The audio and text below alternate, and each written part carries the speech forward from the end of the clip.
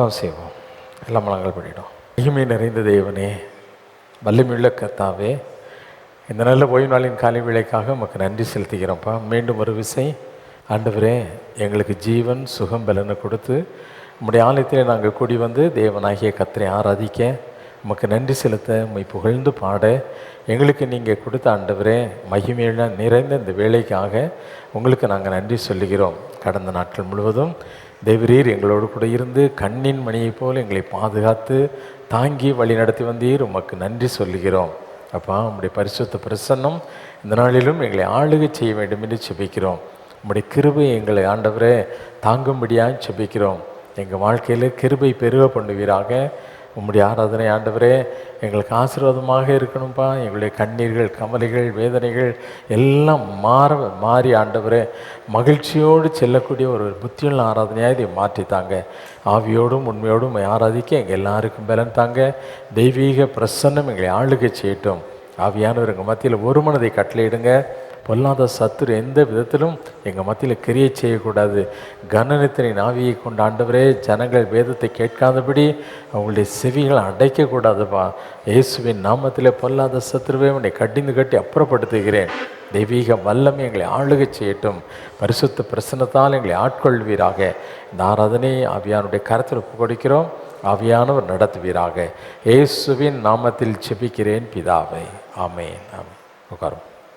உன்னத பாடல்கள் 1534வது பாடல். ஏழை மனு உருவை எடுத்த இயேசுராஜனும் மண்டை நிற்கிறார். 1534வது உன்னத பாடல்.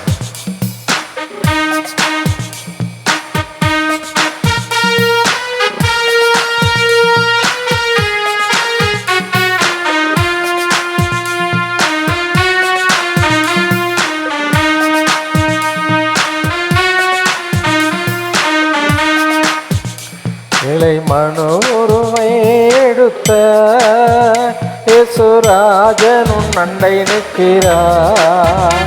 ஏற்றுக்கொள்ளவரை தள்ளாதே, ஏற்றுக்கொள்ளவரை தள்ளாதே. கைகளில்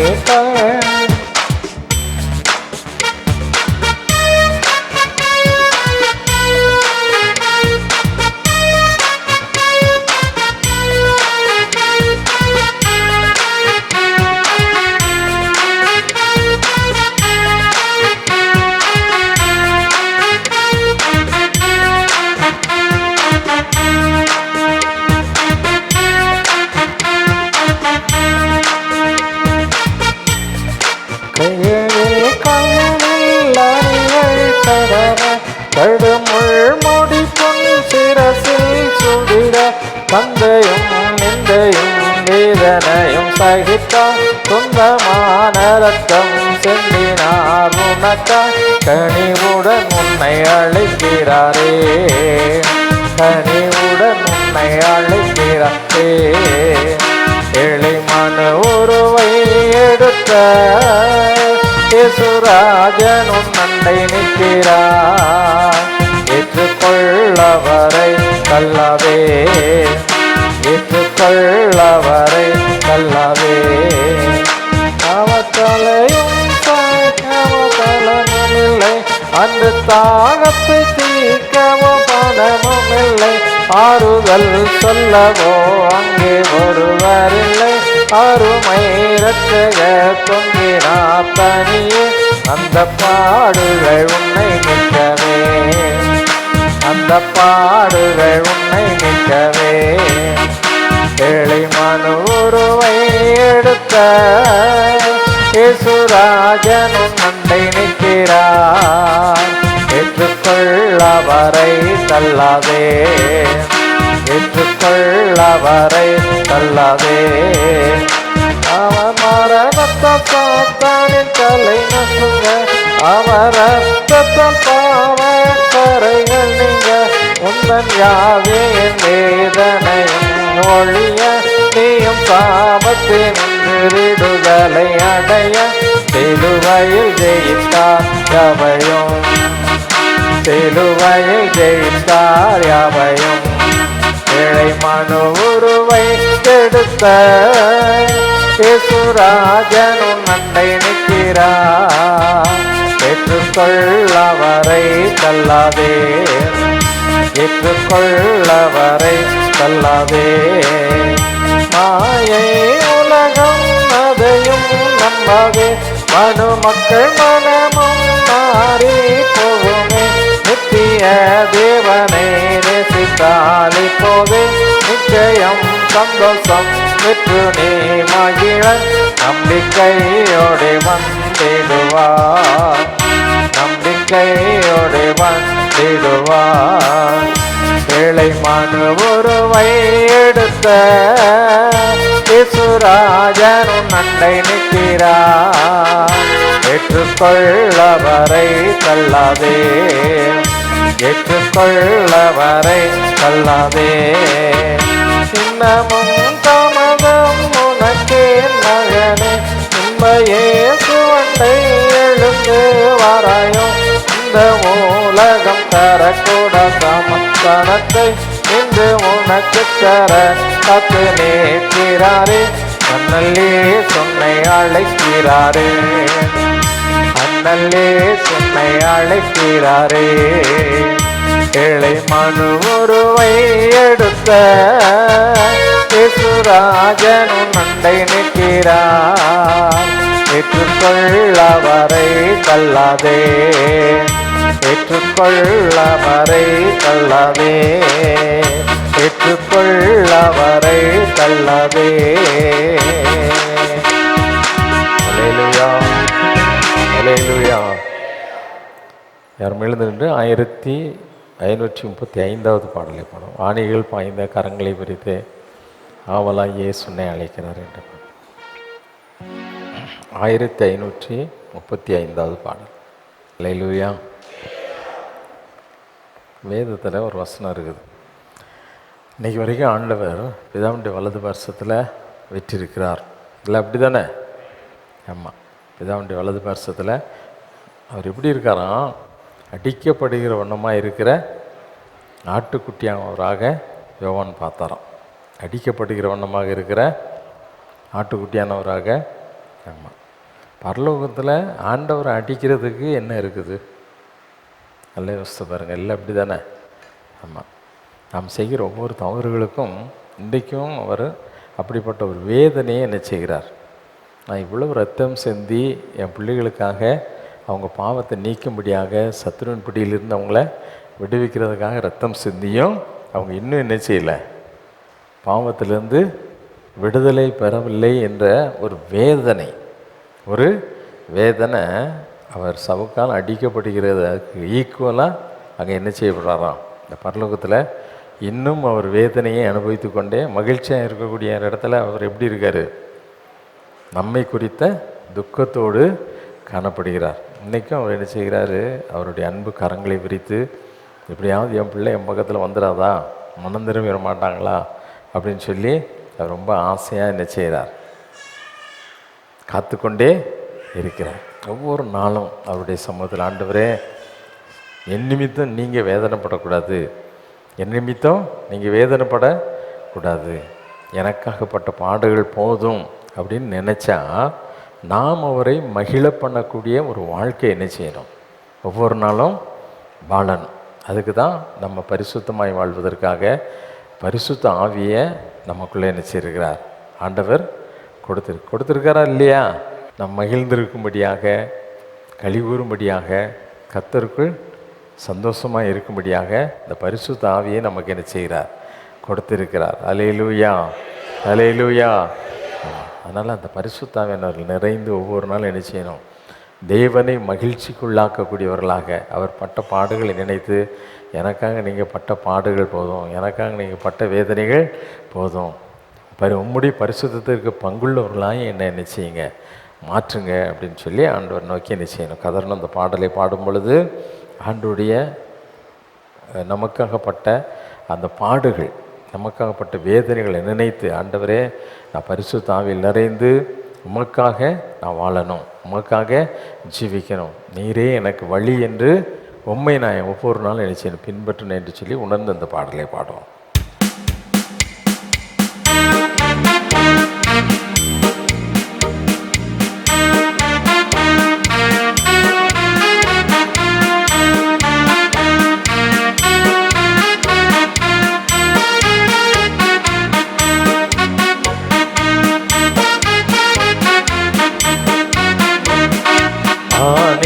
பாய்ந்த கரங்களை விரித்தே, ஆணிகள் பாய்ந்த கரங்களை விரித்தே, ஆவலாயே சுன்னை அழைக்கிறாரே, ஆவலாயே சுன்னை அழைக்கிறாரே. பாத்திருமே நீ வாரடியே, கவர் பாரச்சிலுவை தன்னை சுமந்து சென்றனரே, பாவமும் சாபமும் சுமந்தாரே, உனக்கு பயமின்றி வந்திடுவார். பாவமும் சாபமும் சுமந்தாரே, உனக்கு பயமின்றி வந்திடுவார். ஆணிகள் பாய்ந்த கரங்களை விரித்தே, ஆணிகள் பாய்ந்த கரங்களை விரித்தே, ஆவலாயே சுன்னை அழைக்கிறாரே, ஆவலாயே சுன்னை அழைக்கிறாரே. மயக்கிடுமோ என்னும் மாயையின் இன்பம், நயந்தாலே உன்னை நாசமாக்கிடுமே, உணர்ந்திதை உடனே உன்னதரண்டை சரண் புகுவாய் தருணம், உணர்ந்திதை உடனே உன்னதரண்டை சரண் புகுவாய் தருணம். ஆணிகள் பாய்ந்த கரங்களை விரித்து, ஆணிகள் பாய்ந்த கரங்களை விரித்து, ஆவலாயே சுன்னை அழைக்கிறாரே, ஆவலாயே சுன்னை அழைக்கிறாரே.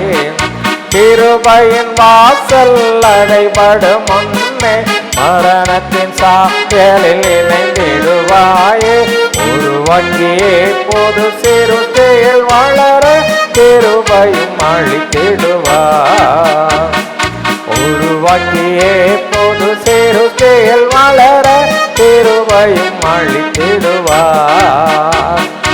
ஆணிகள் பாய்ந்த கரங்களை விரித்து, ஆணிகள் பாய்ந்த கரங்களை விரித்து, ஆவலாயே சுன்னை அழைக்கிறாரே, ஆவலாயே சுன்னை அழைக்கிறாரே. பரிசுத்த ஆவியார் பரமனின் அன்பில் பகிர்ந்திடுவார் உந்தன் இருதயம் தனிலே, மறுரூப நாளின் அலங்காரம் அதுவே, மகிமையும் அடைந்திடுவார், மறுரூப நாளின் அடையாளம் அதுவே, மறுரூபம் அடைந்திடுவார்.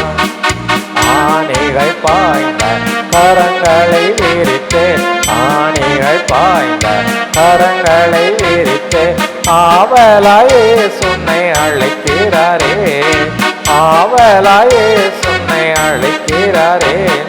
இயேசுவல்லாது ரட்சிப்பு தரவோ ரட்சகர் வேறு இகமதில் உண்டோ, அவர் வழி சத்தியம் ஜீவனுமாமே, அவரே உன் நாயகரே,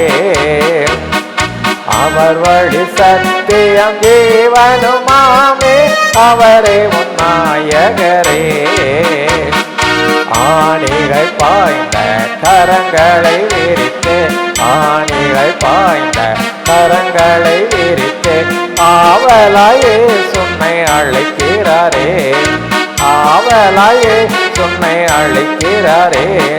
மயக்கிடுமோ என்னும் மாயையின் இன்பம், நயத்தாலே உன்னை நாசமாக்கிடுமே, மயக்கிடுமோ என்னும் மாயையின் இன்பம், நயத்தாலே உந்தனை நாசமாக்கிடுமே, உணர்ந்திதை உடனே உன்னதரண்டை சரண் புகுவாய் தருணம், உணர்ந்திதை உடனே உன்னதரண்டை சரண் புகுவாய் தருணம். ஆணிகள் பாய்ந்த கரங்களை விரித்து, ஆணிகள் பாய்ந்த கரங்களை விரித்து, ஆவலாயே சுன்னை அழைக்கிறாரே, ஆவலாயே சுன்னை அழைக்கிறாரே. கிருபையின் வாசல் அடைபடும் முன்னே, மரணத்தின் சாயல் இணைந்திடுவாயே, கிருபையின் வாசல் அடைபடும் முன்னே, மரணத்தின் சாயலில் இணைந்திடுவாயே, உருவாக்கியே பொது சிருஷ்டியில் வளர கிருபையும் அளித்திடுவார். உருவாக்கியே பொது சிருஷ்டியில் வளர கிருபையும் அளித்திடுவார்.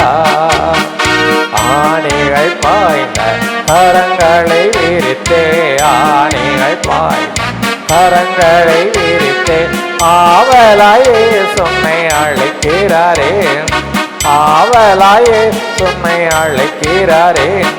பரிசுத்த ஆவியால் பரமனின் நன்மை பகிர்ந்திடுவார் குந்தன் இருதயந்தனிலே.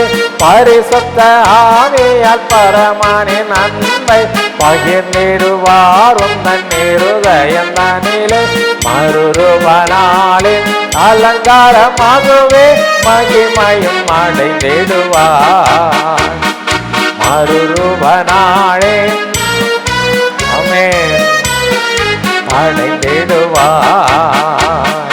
மறுரூபனாலே அதுவே மகிமை அடைந்திடுவார்.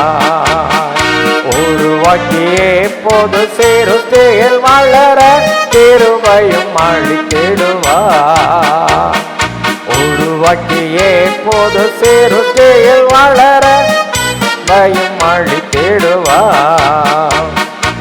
ஆணிகள் பாய்ந்த கரங்களை விரித்து, ஆணிகள் பாய்ந்த கரங்களை விரித்து ஆவலாயே சொன்னை அழைக்கிறாரே, ஆவலாயே சொன்னை அழைக்கிறாரே, ஆவலாயே சொன்னை அழைக்கிறாரே.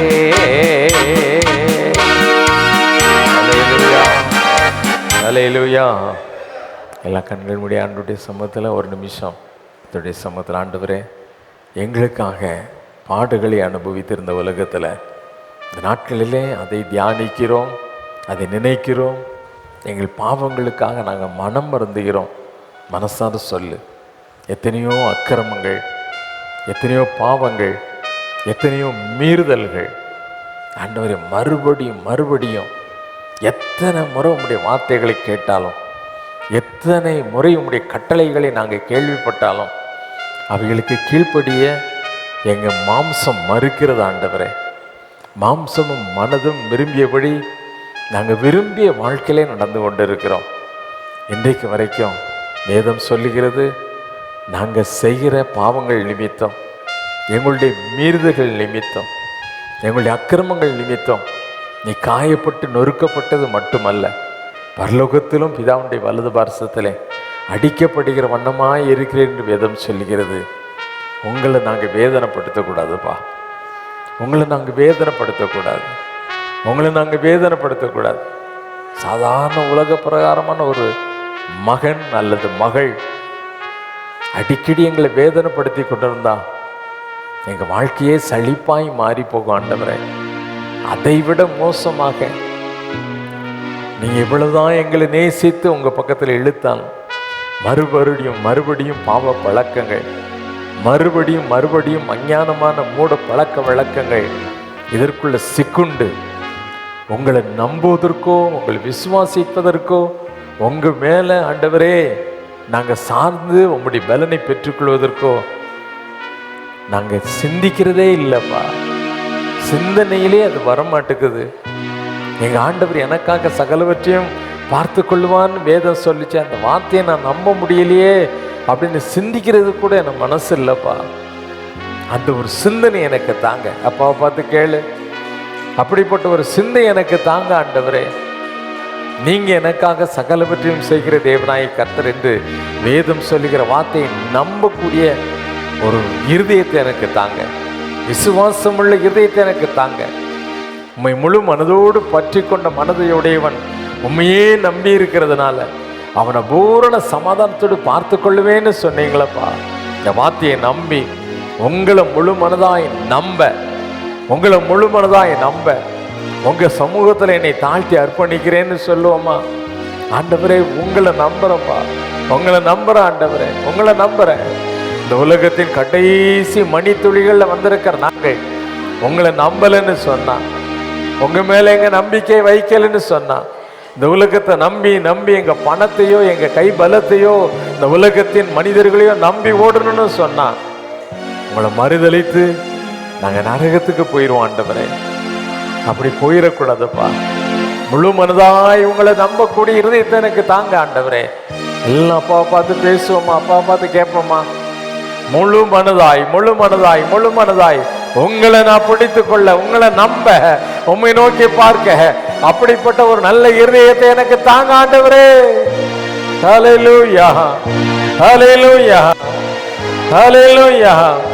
ஒரு நாள் நம்ம கைவிடுகிற தேவன் கிடையாது. அவரு கரம் பிடித்து நடத்துகிற தேவன். உன்னை விட்டு விலகுவதில்லை, உன்னை கைவிட மாட்டேன்னு சொன்ன நம்பிக்கை கொடுக்கிற தேவன் அவர். ஹல்லேலூயா ஹல்லேலூயா. ஒரு நாள் உன்னை விட்டு விலக மாட்டார். நீ அவரை புறம்ப தள்ளுனா கூட உனக்காக அவர் காத்திருக்கிற தேவன். அதைத்தான் நம்ம பாடணும் ஒவ்வொரு நாளும். அவருடைய அன்பின் அந்த ஆணி வாய்ந்த கரங்களை விரித்து ஆசையா உன்னை எதிர்பார்த்து காத்திருக்கிறார். அவருடைய மார்பிலை உன்னை ஒப்பு கொடுப்பாயா? ஆண்டவரே உமக்கு நான் சொந்தன்னு சொல்லுவியா?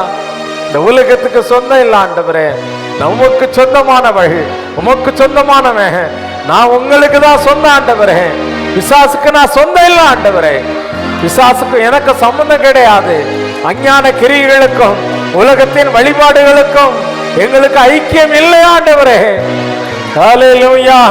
நாங்க உம்முடைய பிள்ளைங்கப்பா, உம்மை நேசிக்கிற பிள்ளைங்க. நீங்க எவ்வளவா என்னை நேசித்தீங்க, அதற்கு தகுதியுள்ளவனாய் என்னை மாற்றுங்கப்பா. மாற்றுங்க மாற்றுங்க.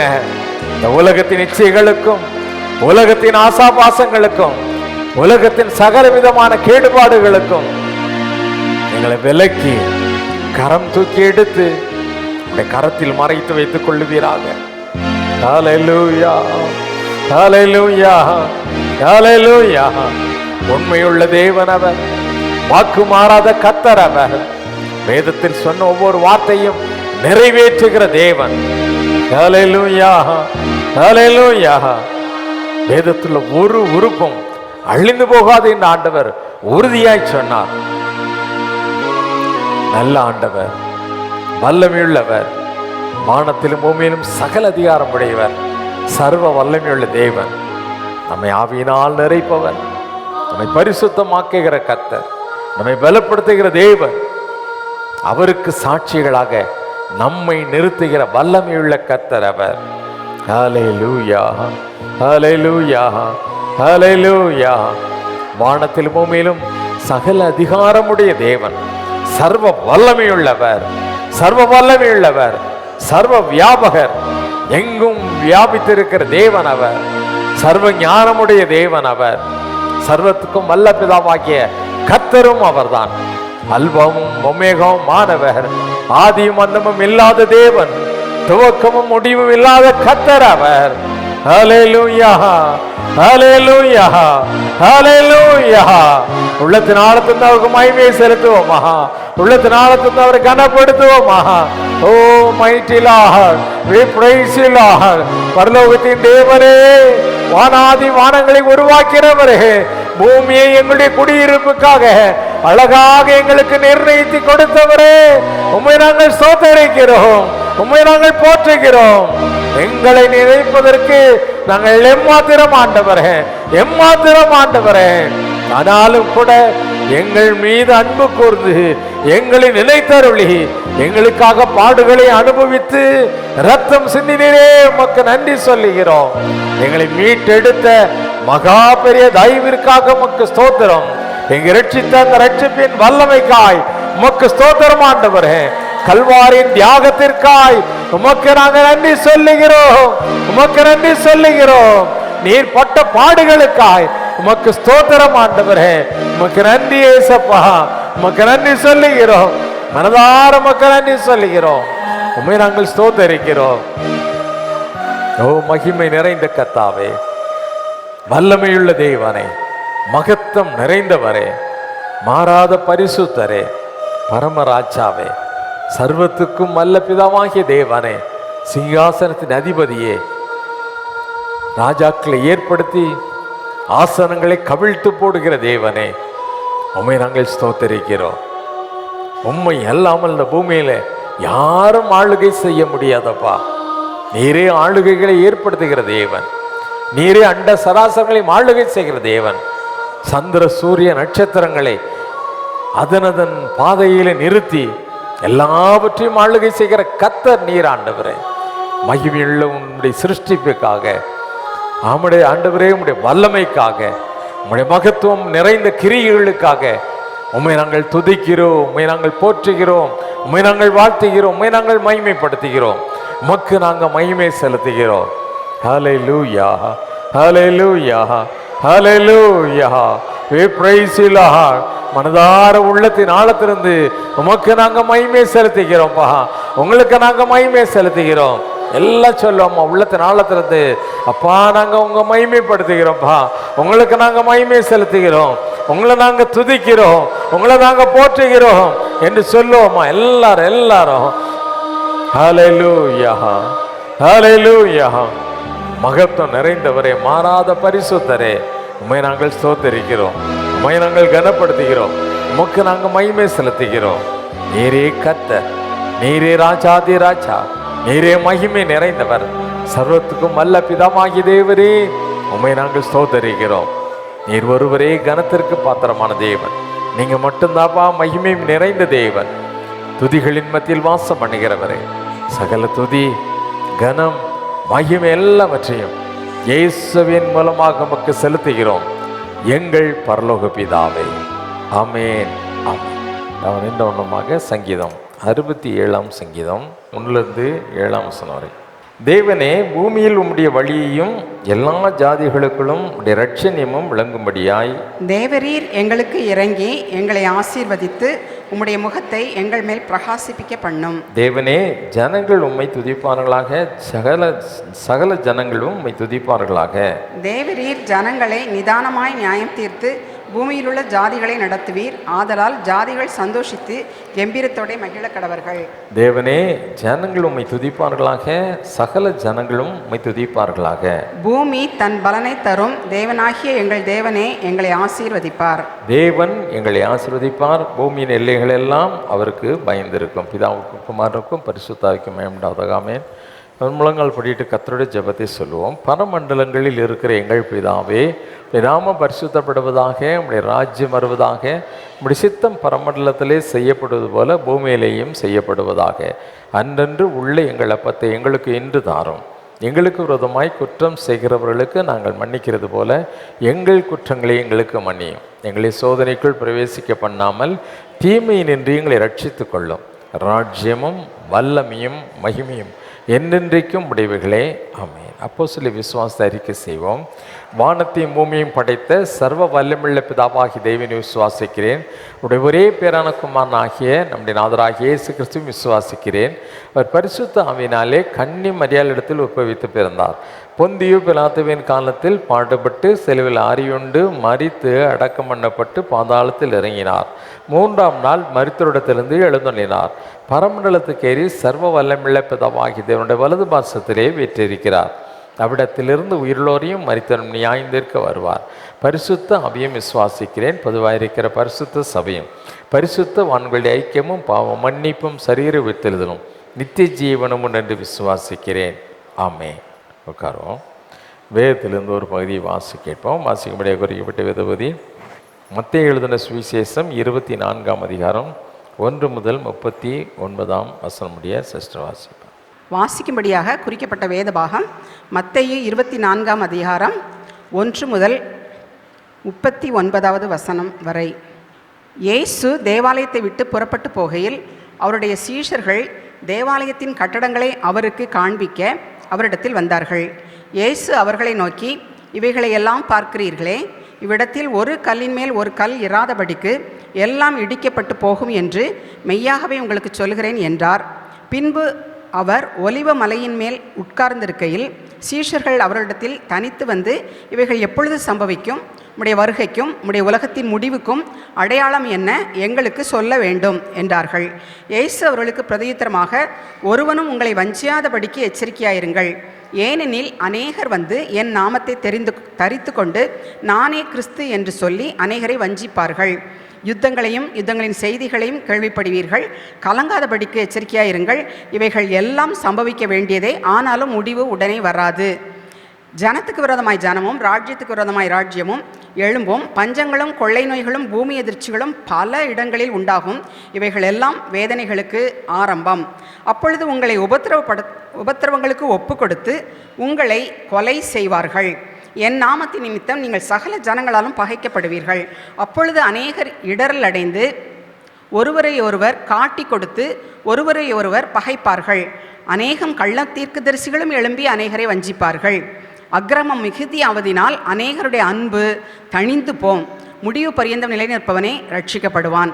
ராஜ்யத்தினுடைய இந்த சுவிசேஷம் பூலோகம் எங்கும் உள்ள சகல ஜாதிகளுக்கும் சாட்சியாக பிரசங்கிக்கப்படும். அப்பொழுது முடிவு வரும்.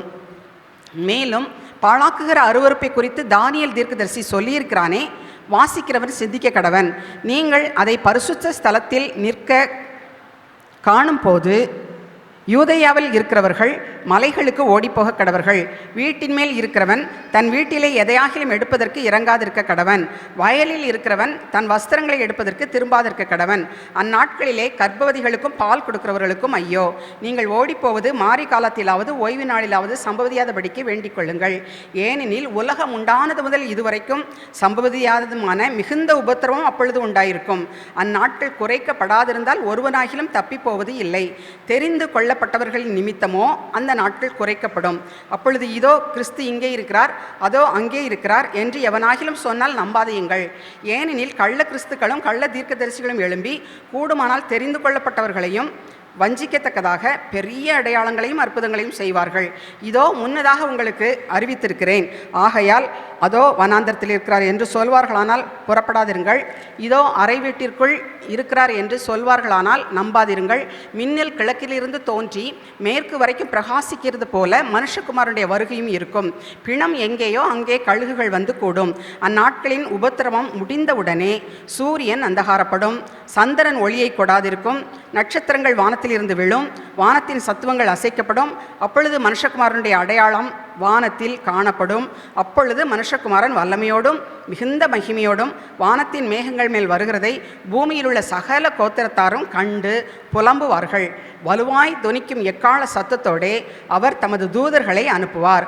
அவர்கள் அவரால் தெரிந்து கொள்ளப்பட்டவர்களை வானத்தின் ஒரு முனை முதற்கொண்டு மறுமுனை மட்டும் 4 திசைகளிலும் இருந்து கூட்டிச் சேர்ப்பார்கள். அத்தி மரத்தினால் ஒரு ஓமையை கற்றுக்கொள்ளுங்கள். அதிலே இளங்கிளை தோன்றி துளிர் விடும் பொழுது வசந்த காலம் சமயமாயிற்று என்று அறிவீர்கள். அப்படியே இவைகளை எல்லாம் நீங்கள் காணும் பொழுது அவர் சமீபமாய் வாசலருக்கிறே வந்திருக்கிறார் என்று அறியுங்கள். இவைகளெல்லாம் சம்பவிக்கும் முன்னே இந்த சந்ததி ஒளிந்து போகாது என்று மெய்யாகவே உங்களுக்கு சொல்லுகிறேன். வானமும் பூமியும் ஒளிந்து போம், என் வார்த்தைகளோ ஒளிந்து போவது இல்லை. அந்த நாளையும் அந்த நாழிகையையும் என் பிதா ஒருவர் தவிர மற்றொருவனும் அறியான், பரலோகத்தில் தூதர்களும் அறியார்கள். நோவாவின் காலத்தில் எப்படி நடந்ததோ அப்படியே மனுஷகுமாரன் வரும் காலத்திலும் நடக்கும்.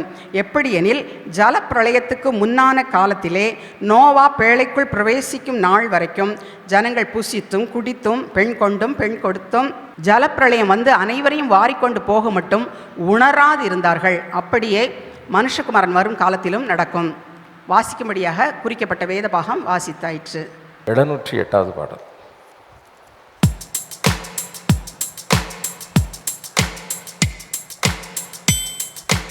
கொல்கோதாவே கொலை மரமே என்ற பாடல்.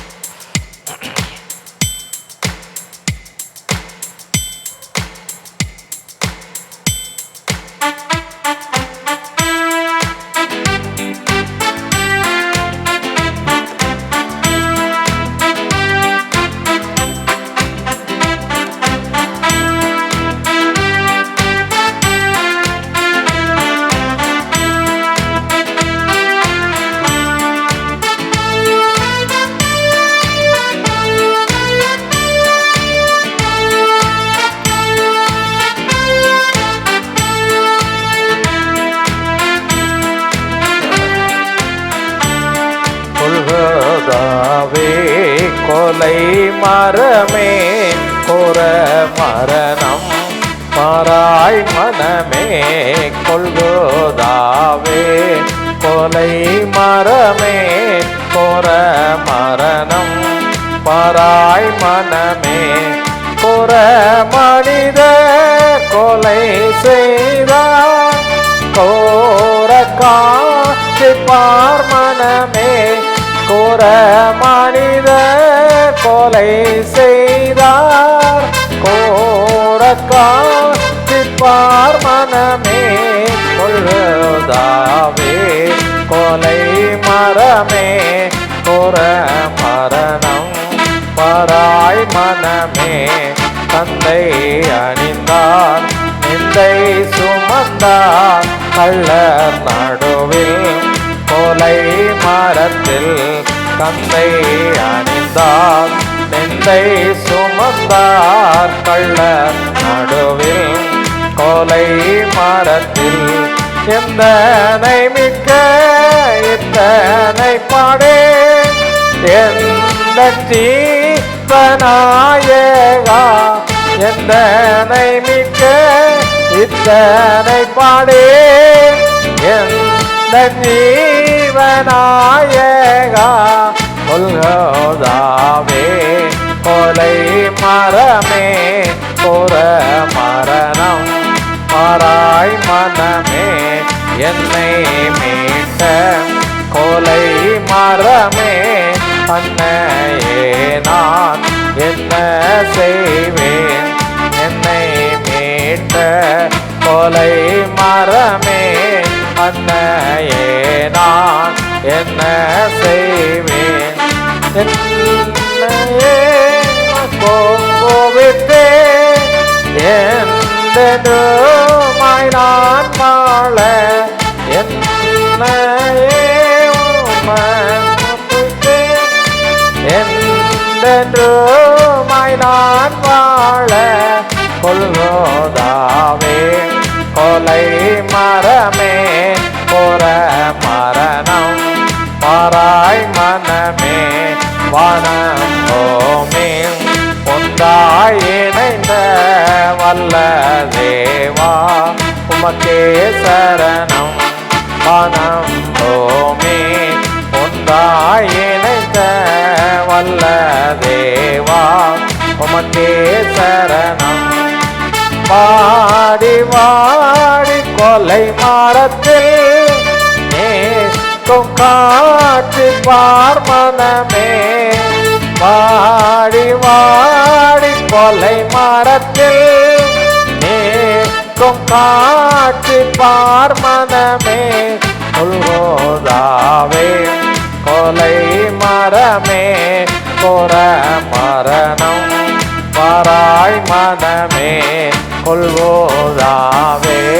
கொலை மரமே கோர மரணம் பாராய் மனமே கோர மனித கொலை செய்தார் கோர காட்சி பார் மனமே கோர மனித கொலை செய்தார் கோர காட்சி பார் மனமே கொள்வோதாவே. கொலை மரமே கோர மரணம் பாராய் மனமே. அல்லேலூயா அல்லேலூயா. தலைவனிங்க ஜெபம் செய்வோம். வல்லமையுள்ள தேவனே, மகிமை நிறைந்த பராபரனே, பரமராஜாவே, நல்ல ஆராதனை வேலைக்காக நமக்கு நன்றி செலுத்துகிறோம். தேவரீருடைய சமூகத்திலே நாங்கள் கடந்து வந்து தேவனாகிய கர்த்தரை முழு மனதோடு போற்றி புகழ ஆண்டவரே உள்ளத்தின் ஆழத்திலிருந்து உம்மை ஆராதிக்க உமக்கு நன்றி செலுத்த எங்களுக்கு கொடுத்த நல்ல வேலைக்காக உமக்கு ஸ்தோத்திரம்ப்பா. ஆண்டவரே, உம்முடைய மகிழ்ச்சியினால் உம்முடைய ஆனந்த தைலத்தினால் எங்களை அபிஷேகித்ததற்காக உமக்கு ஸ்தோத்திரம். கடந்த நாட்கள் முழுவதும் கண்ணின் மணியை போல எங்களை பாதுகாத்து வழி நடத்தினீர். எங்களுடைய பிரயாசங்களில் எல்லாம் உடைய கரம் எங்களோடு கூட இருந்து ஆண்டவரே எங்களை ஆசீர்வதித்து எங்களை உயர்த்திய தயவிற்காக உமக்கு ஸ்தோத்திரம். எங்கள் பலவீனங்கள் மத்தியிலே நீ உம்முடைய பலத்தினால் எங்களை தாங்கினதற்காய் உமக்கு ஸ்தோத்திரம். தொடர்ந்து இந்த நாளில் ஆண்டவரே உம்முடைய வருகைக்கு என்று காத்திருக்கிற எங்களோடு கூட எங்கள் பேசுங்க, எங்களை பலப்படுத்துங்க, வருகைக்கு என்று எங்களை ஆயத்தப்படுத்துங்க. தேவரீர் பேசும், நாங்கள் கேட்கிறோம். இயேசுவின் நாமத்தில் ஜெபிக்கிறேன் பிதாவே, ஆமென், ஆமென். ஹல்லேலூயா, ஹல்லேலூயா. இயேசுவாமி மறுபடியும் மேகங்கள் மீது என்ன செய்ய போகிறார்? வரப்போகிறார். வேதத்தில் சொன்ன ஒவ்வொரு காரியங்களும் நிறைவேறி கொண்டிருக்கிறது. வேதத்தில் சொன்ன ஒவ்வொரு காரியங்களும் நிறைவேறி கொண்டிருக்கிறது. அண்ட சராசரங்களை உண்டாக்கி ஆளுகை செய்கிற தேவன் அவர், அப்படிதானே? அண்ட சராசரங்களை உருவாக்கி ஆளுகை செய்கிற தேவன் அவர். அல்லேலூயா. வருகையை பற்றி சொல்லும் பொழுது நாம் வாசி கேட்ட மத்தேயு சுவிசேஷத்தில் 24ஆம் அதிகாரத்தில் 37ஆம் வசனத்தில் ஒரு வார்த்தை சொல்லப்பட்டிருக்கிறது. வருகையின் நாட்களிலே நடக்கக்கூடிய காரியத்தில் முக்கியமான ஒரு காரியம் என்ன என்று சொல்லி வாசி கேட்போமா? நோவாவின் காலத்தில் எப்படி நடந்ததோ, நோவாவின் காலத்தில் எப்படி நடந்ததோ அப்படியே மனுஷகுமாரன் வரும் காலத்திலும் நடக்கும். அப்படியே மனுஷகுமாரன் வரும் காலத்திலும் நடக்கும். அப்படியே மனுஷகுமாரன் வரும் காலத்திலும் நடக்கும். கடைசி நாட்களில் நிறைய காரியங்கள், யுத்தங்களின் செய்திகளையும் என்ன செய்வீங்க? கேள்விப்படுவீங்க. கள்ள கிறிஸ்துகள் தோன்றுவார்கள், கள்ள தீர்க்கதரிசிகள் என்ன செய்வாங்க? தோன்றுவார்கள். கள்ள தீர்க்கதரிசிகள் தோன்றுவார்கள், கள்ள போதகர்கள் என்ன செய்வாங்க?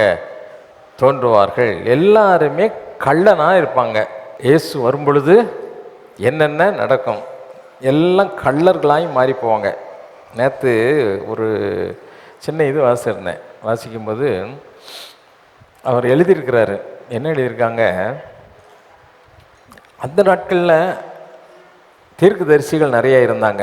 தீர்க்கதரிசிகள், ராஜாக்களுடைய நாட்களில் தீர்க்கதரிசிகளும் ஆசாரியர்களும் நிறைய பேர் என்ன செய்தாங்க? இருந்தாங்க. அப்போ தீர்க்கதரிசிகள் ஆசாரியர்கள்லாம் இருந்தாங்க. அவங்க மத்தியில் அவங்களுக்கு ஃபேவராக, அவங்களுக்கு சாதகமாக தீர்க்கதரிசனம் சொல்லக்கூடிய தீர்க்கதரிசிகள் என்ன செய்தாங்க?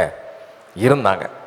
அப்போ அந்த யோசபாத்தும் இஸ்ரவேல் ராஜாவும் சேர்ந்து சண்டைக்கு போகிறதுக்காக இருக்கும்போது அங்கே தீர்க்கதரிசிகளை கூப்பிட்டு அனுப்புகிறாங்க. அப்போ அந்த தீர்க்கதரிசிகளை கூப்பிட்டு அனுப்புகிறான். எவ்வளோ தீர்க்கதரிசிகள்? 400 தீர்க்கதரிசிகள். எத்தனை தீர்க்கதரிசிகள்? 400 தீர்க்கதரிசிகள். 400 தீர்க்கதரிசிகளும் ராஜாவுக்கு சாதகமாகவே என்ன செய்கிறாங்க? செய்யுங்க, எல்லாம் வாய்க்குங்க, உங்களுக்கு எல்லாம் நடக்குங்க அப்படின்னு சொல்லி என்ன செய்கிறாங்க? அவங்களுக்கு சாதகமாக என்ன செய்கிறாங்க? தீர்க்க தரிசனம் சொல்கிறாங்க. சாதகமாக தீர்க்க தரிசனம் சொல்கிறாங்க. அப்போ இந்த யோசபாத்து கேட்குறாரு, எல்லாரும் ஒன்று போல சொல்கிறாங்களே, நம்மளுக்கு வெற்றி கிடைக்குமா அப்படின்னு சொல்லிட்டு இவனுக்கு உள்ளத்துக்குள்ள ஒரு சின்ன சந்தேகம். நானும் இந்த இஸ்ரேல் தேசத்தில் இவ்வளோ தான் தீர்க்கதரிசிகள் இருக்காங்களா, இந்த யூதேயாவில் வேறு தீர்க்கதரிசிகள் யாரும் இருக்காங்களா இல்லையா அப்படின்னு சொல்லி கன்ஃபார்ம் பண்ணுறதுக்காக கேட்குறான். ஒருத்தன் இருக்கிறான், ஆனால் அவன் என்னை குறித்து நன்மையாக ஒரு நாளைக்கு என்ன செய்ய மாட்டான், சொல்ல மாட்டான். எப்போ பாரு தீமையாக தான் என்ன செய்வான், சொல்லுவான். அதனால நான் அவனை வெறுக்கிறேன் அப்படின்னு. இல்லை இல்லை விடுங்க, அவனை கூப்பிட்டு வாங்க அப்படின்னு அனுப்பும்போது அங்கே ராஜாவுடைய ஆட்கள் போகிறாங்க. போனவங்க என்ன சொல்கிறாங்க அந்த தீர்க்கதரிசிக்கிட்ட, எப்பா கொஞ்சம் பார்த்து தீர்க்கதரிசனம் சொல்லு. 400 பேர் ராஜாவுக்கு சாதகமாக தான் நினச்சிருக்காங்க, சொல்லியிருக்கிறாங்க. நீயும் வந்து சொன்னா ஏதாவது என்ன செய்வ, வெகுமானம் வாங்கிட்டு போவ, இல்லைன்னா தான் என்ன செய்வ, வாங்கிட்டு போவ அப்படின்னு அவனுக்கு சொல்லி ஏதோ பார்த்து சொல்லியிருப்பா, பார்த்து சொல்லி உன் வாழ்க்கையை நீ நிச்சய காப்பாற்றிக்கோ அப்படின்னு சொல்லி நிச்சயிறாங்க, கூப்பிட்டு வராங்க. அவன் சொல்கிறான், ஆண்டவர் என்ன சொல்கிறாரோ அதை தப்பாக சொல்லுவேன் அப்படிங்கிறாங்க. அப்போ வந்த உடனே முதல்ல என்ன சொன்னான், நீங்கள் போங்க, உங்களுக்கு காரியம் வாய்க்கும் அப்படி தான் சொன்னான். நீங்கள் போங்க. சொல்லிக்கிட்டு இருக்கும்போதே திடீர்னு ஆவியானவர் அவனை இன்னும் பலப்படுத்தினோடனே, ஆனால் ஒன்று வெற்றி கிடைக்கும். ஆனாலும் இஸ்ரவேல் ஜனங்களெல்லாம் மேய்ப்பில் இல்லாத ஆடுகளைப் போல சிதறி இருக்கிறத நான் கண்டேன் அப்படின்னு சொன்னோடனே, பத்தியா பத்தியா பத்தியா நல்லது சொல்கிற மாதிரி சொல்லி நினைச்சிட்டான், மோசமாக சொல்லிட்டானே அப்படின்னு சொல்லிட்டு அங்கே இருக்கிற தீர்க்கதரிசிகள் உடனே என்ன செய்தான், அவனை கன்னத்தில் அடித்தான். இப்படிலாம் நடந்துச்சுது. அதாவது 400 பேர் சாதகமான தீர்க்கதரிசனம் சொன்னாங்க, ஒருவன் மட்டும்தான், ஆமாம் 100ல் 1 இல்லை, 400ல் 1. 100ல் 1ங்கிறது வேற, 400ல் 1ங்கிறது வேற. எவ்வளோ மெஜாரிட்டி இல்லை? 400 கள்ள தீர்க்கதரிசிகள் இஸ்ரவேலில் இருந்தார்கள். ஒருவன் மட்டும்தான் கர்த்தருடைய வார்த்தையை தைரியமாய் என்ன செய்தான், சொன்னான். தைரியமாய் சொன்னான். அந்த தைரியமாய் சொன்னவனை ஊழியர்களும் விரும்ப மாட்டாங்க, ராஜாவும் என்ன செய்ய மாட்டாங்க, விரும்ப மாட்டாங்க. இது கடைசி காலம், கடைசி காலம். உண்மையாய் இருக்கக்கூடிய போதகரையோ தீர்க்கதரிசியோ ஜனங்கள் விரும்ப மாட்டார்கள். ஜனங்கள் எங்க எவ்வளோ நல்லா சொன்னாருங்க, ஆசீர்வாதமாக இருப்புன்னு சொன்னார், நீ செய்கிறதெல்லாம் வாய்க்குன்னு சொன்னார், நீ கட்டுற வீட்டெலாம் நல்லா என்ன செய்யும் இருக்குன்னு சொன்னார். நீங்கள் என்னங்க இப்படி சொல்கிறீங்க அப்படின்னா அது கொஞ்சம் வித்தியாசமாக தான் என்ன செய்யும் இருக்கும், வித்தியாசமாக தான் இருக்கும். கடைசி காலம், கடைசி காலம். ஆண்டவர் அதில் சொல்லும் போது தான் என்ன சொல்கிறாரு, ஆண்டவர் வரும்பொழுது நடக்கக்கூடிய ஒரு விசேஷித்த காரியம் என்ன, நோவாவின் காலத்தில் எப்படி நடந்ததோ அப்படியே என்ன செய்யும் இங்கே நடக்கும். நோவாவின் காலத்தில் எப்படி நடந்ததோ அப்படியே என்ன செய்யும் நடக்கும். ஹல்லேலூயா, ஹல்லேலூயா. நாமளே சில இதை சர்ச் பண்ணும்போது, நேற்று கூட இந்த நோவா பேழையை உங்களுக்கு காட்டணும்னு சர்ச் பண்ணேன். சர்ச் பண்ணால் கார்ட்டூனில் வரைஞ்சி வச்சுருந்தாங்க. திடீர்னு ஒரு ஐடியா வந்துச்சு. உடனே கூகுளில் நினச்சிதேன் ஏஐ வீடியோஸ்னு போட்ட உடனே அப்படியே நேச்சுரலாக வருது. அந்த நாட்களில் என்ன நடந்திருக்குங்கிறது அப்படியே நம்ம கற்பனை செய்யக்கூடிய அளவுக்கு அந்த ஏஐ என்ன செய்யுது, மாற்றி கொடுத்துருது. மாற்றி என்ன செய்யுது கொடுத்துருது. டைட்டிஸ் அன்னைக்கு எனக்கு ஒரு ஃபோட்டோ அனுப்பியிருக்கா. 2 சின்ன பிள்ளைங்க, அப்புறம் டைட்டஸி, நான், அப்புறம் 2 சின்ன பிள்ளைங்க, சிஸ்டர் அவா. எனக்கு யாரா இது 2 சின்ன பிள்ளைகள் உத்து பார்த்தா 3மே யார் தான், அந்த 2 சின்ன பிள்ளைகளும் டைட்டஸி தான் இதோ. ஆனால் அப்படியே நேச்சராக நினச்சிது, அந்த பிள்ளைங்க எங்களை அணைச்சிக்கிட்டு இருக்க மாதிரி, அதில் கொஞ்சம் கூட மாற்றமே இல்லை. அப்போ தான் நினச்சேன், ஏஐயால் எதையா வேண்டுமானாலும் நினைச்ச முடியும், உருவாக்க முடியும். இப்போல்லாம் கம்பெனியில் முந்தி 4000 பேர் இருந்தாங்கன்னா இப்போ 400 பேர் இருக்கிறதே அதிகம். ஏன்னா ஏஐயே என்ன செய்யுது, எங்கள் வேலைகளை அக்கௌண்ட்ஸில் இருந்து எல்லாமே என்ன செய்யுது முடித்து கொடுத்துருது. மனுஷன் செய்கிறத விட குயிக்காக என்ன செய்யுது இந்த வேலை முடிஞ்சிருது. அதனால் எல்லாமே சாஃப்ட்வேர் கம்பெனி முதற்கொண்டு எதை தான் இப்போ யூஸ் பண்ண ஆரம்பிச்சிட்டாங்க. எதுக்கு சொல்ல வரேன், முழு உலகமும் அந்த அந்தி கிறிஸ்துங்கிறவன் ஃபுல்லாக எது தான், ஒரு ரோபோட்டிக் கண்ட்ரோல், ரோபோட்டிக். இதெல்லாம் பைபிளில் சொன்னதெல்லாம் கதைன்னு நினச்சிக்கிட்டு இருக்கோம், கதை கிடையாது. 666 முத்திரம் வரணும்னா வரும். இதெல்லாம் நடக்குதுன்னு சொன்னால் ஆண்டவருடைய வருகையும் என்ன செய்யும், அவர் சொன்ன மாதிரி நடக்கும். நோவாவின் காலத்தில் நடந்தது போல நடக்கும் அப்படின்னு சொன்னால், நோவாவின் காலத்தில் ஏஐ இருந்ததா? நோவாவின் காலத்தில் நடந்த காரியம் என்ன, நோவாவின் காலத்தில் நடந்தது போல நடக்கும். என்ன நடக்கும், மனுஷகுமாரன் வருங்காலத்திலும் என்ன செய்யும் நடக்கும். ஜலப்பிரளயத்துக்கு முந்தினான காலத்தில் இந்த பேழைக்குள்ள நோவா பிரவேசிக்கும் நாள் வரைக்கும் ஜனங்கள் என்ன செய்தாங்க, புசித்தார்கள், குடித்தார்கள், பெண் கொண்டார்கள், பெண் கொடுத்தார்கள். ஜலப்பரணயம் வந்து அனைவரையும் வாரி கொண்டு போக மட்டும் அவங்களுக்கு என்ன வரல, உணர்வே வரல. உணர்வே வரல. உணர்வுனா என்ன, எங்கள் ஊரில் சொல்லுவாங்க, நல்ல மாட்டுக்கு ஒரு சூடு. இங்கே அப்படி சொல்ல மாட்டாங்களோ, சொல்லுவாங்களா? நல்ல மாட்டுக்கு ஒரு சூடு, எறும்பு மாட்டுக்கு எவ்வளோ சூடு போட்டாலும் அது என்ன செய்யாது, அசையாது, அசரவே செய்யாது, அசரவே. எறும்பு மாட்டு தண்ணிக்குள்ளே போய் விழுந்துட்டுன்னு வச்சுக்கோ, நீ என்ன சாட்டையை வச்சு அடி, அது இப்படி இப்படி புரண்டு படுக்குமே ஒழிய அது தண்ணியை விட்டு என்ன செய்யாது, ஏறவே ஏறாது. உணர்வற்ற ஒரு வாழ்க்கை. உணர்வற்ற ஒரு வாழ்க்கை. உணர்வுங்கிறது என்ன? ஆமாம், நம்ம மேலே ஒரு நமக்கு வேண்டாத ஒரு காரியம் நடக்கும் பொழுது கொஞ்சம் விழிப்பாயிடுவானோல்ல. என்ன செய்யணும்? விழிப்பான். ஆஹா, நெருப்பு வருது அப்படின்னாலும் என்ன செய்யணும்? அது நெருப்பு தானே, வரட்டும் வரட்டும்னா அப்படியே வந்து நம்மளை என்ன செய்யும்? சுட்டெரிச்சு அழிச்சிட்டு போயிடும். நம்மளை என்ன செய்யும்? அழிச்சிட்டு போயிடும் இல்லையா? நம்மை அழிக்கக்கூடிய அழிவுக்கான காரியங்கள் நம்மை நோக்கி வரும் பொழுது அதை குறித்த ஒரு உணர்வு நம்மளுக்கு என்ன செய்யணும்? இருக்கணும். இதெல்லாம் நடக்கும்போது நோவாவை பார்த்து, நோவா அன்றைக்கு வாழ்ந்த நாட்களிலே உத்தமனும் நீதிமானும் சன்மார்க்கனுமாய் தேவன் விரும்புகிற ஒரு மனிதனாய் காணப்பட்டான். தேவன் விரும்புகிற மனிதனாய் காணப்பட்டான். அவனை நேசித்ததுனால அவனை பாதுகாக்கணும், அவனுடைய சந்ததியை என்ன செய்யணும்? பாதுகாக்கணும், தம்மோடு கூட வைத்துக் கொள்ள வேண்டும் என்று ஆசைப்பட்டதுனால அவனையும் அவனுக்கு கீழ்ப்படிந்த அவனுடைய குடும்பம் முழுவதையும் பாதுகாக்க அவர் முடிவெடுத்தார். உடனே என்ன சொன்னார்? நோவா, நோவா, நான் உனக்கு ஒரு சந்தர்ப்பம் தரேன், நீ ஒரு பேழையை செய், நீ ஒரு பேழையை செய். ஷிப்புன்னா கப்பல், பேழைன்னா என்னது? பேழைன்னா பெட்டி, பேழைன்னா என்னது? பெட்டி. சரியா? கப்பல் செய்யன்னு சொல்லலை, ஒரு பேழையை செய்ய அப்படின்னார். பேழை அப்படின்னா தமிழில் அதுக்கு அர்த்தம் பெட்டி தான். சரிதானா? பேழை செய்யினார். அந்த பெட்டியை எப்படி செய்திருப்பார்? இன்னைக்கு நோவாவின் பேழையினுடைய ஷேப்பே எப்படி படத்தில் போட்டிருக்காங்க? இன்னைக்கு உள்ள கப்பல் மாதிரியே போட்டிருக்காங்க. அப்படிலாம் அவருக்கு செய்ய தெரியாது. அப்படிலாம் அவருக்கு செய்யவே தெரியாது. அவர் சொன்னது என்னது?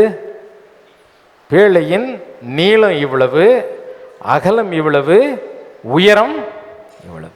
பெட்டின்னா இப்படிப்பட்ட ஒரு ரூம் மாதிரி தான்.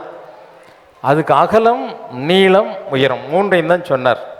அப்புறம் ஒரு ஜன்னல், ஒரு வாசல் வை, ஒரு கதவை வச்சு ஒரு வாசல் என்ன செய்ய வையின்னு சொன்னார்.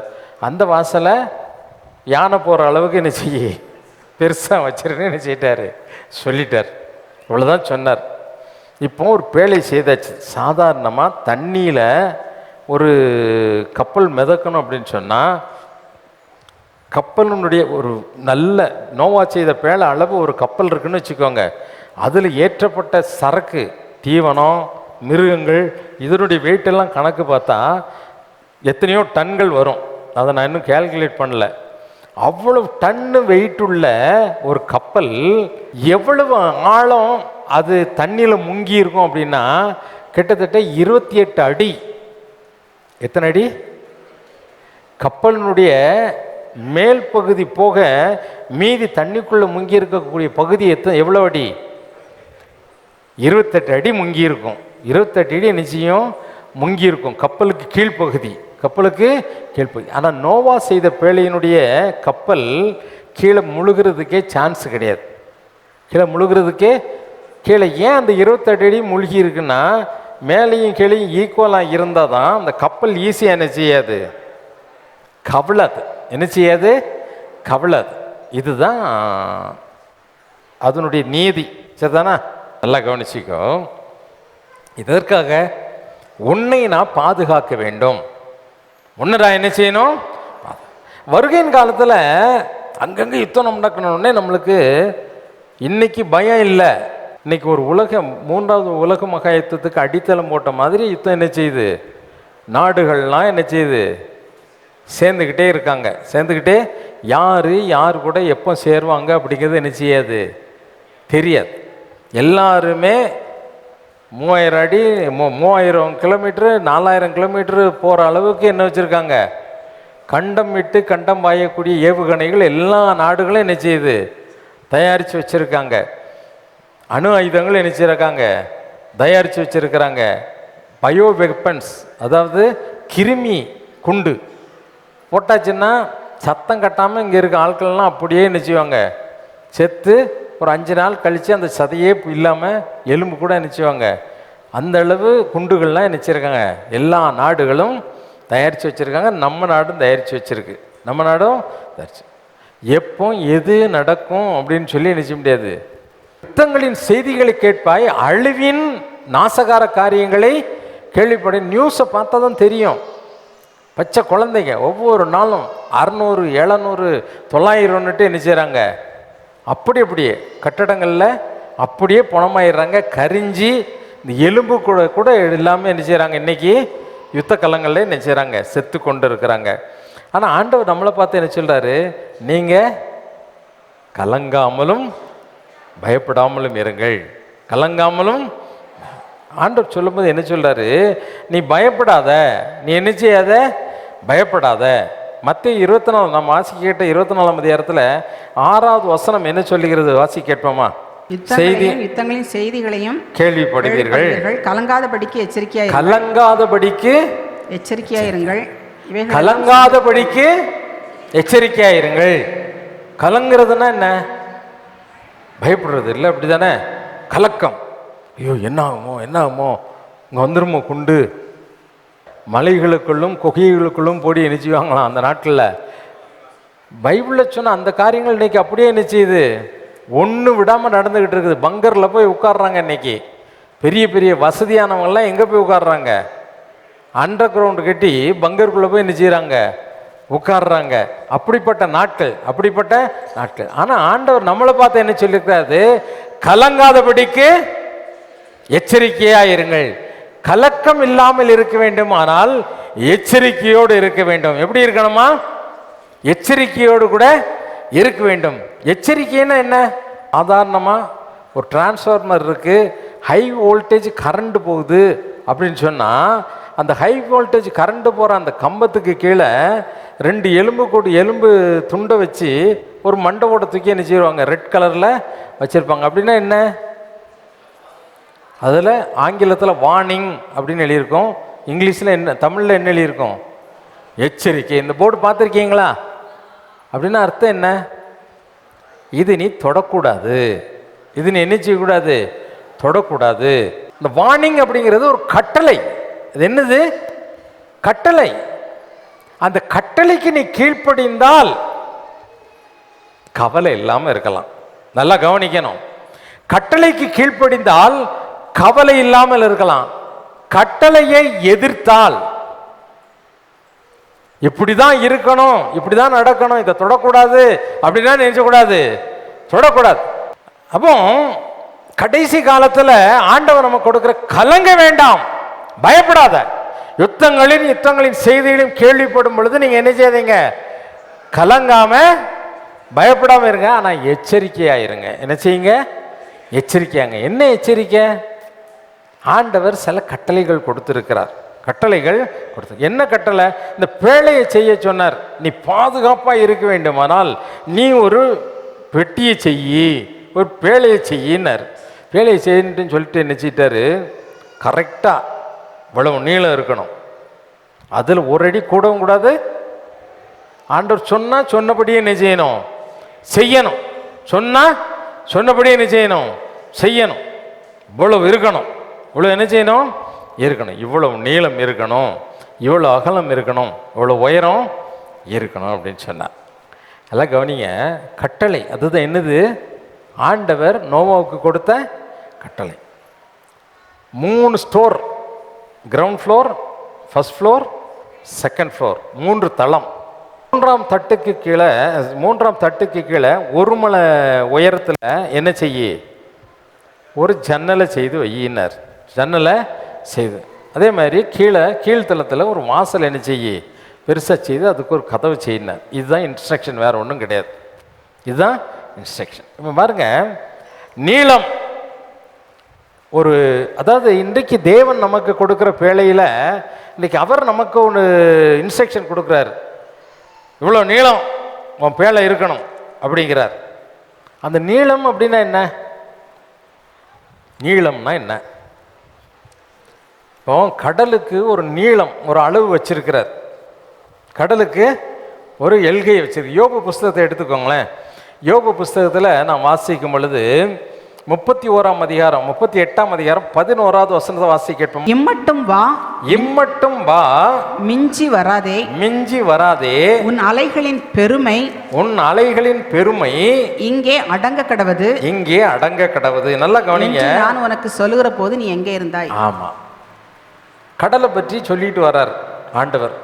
சொல்லும்போது ஆண்டவர் கேட்குறார், இந்த கடலுக்கு ஒரு எல்கையை வைத்தேன், அது பறந்து விரிந்து எவ்வளவோ நீளம் என்ன செய்யுது, தசையே தெரியாத அளவுக்கு பறந்து கிடக்குது இல்லையா?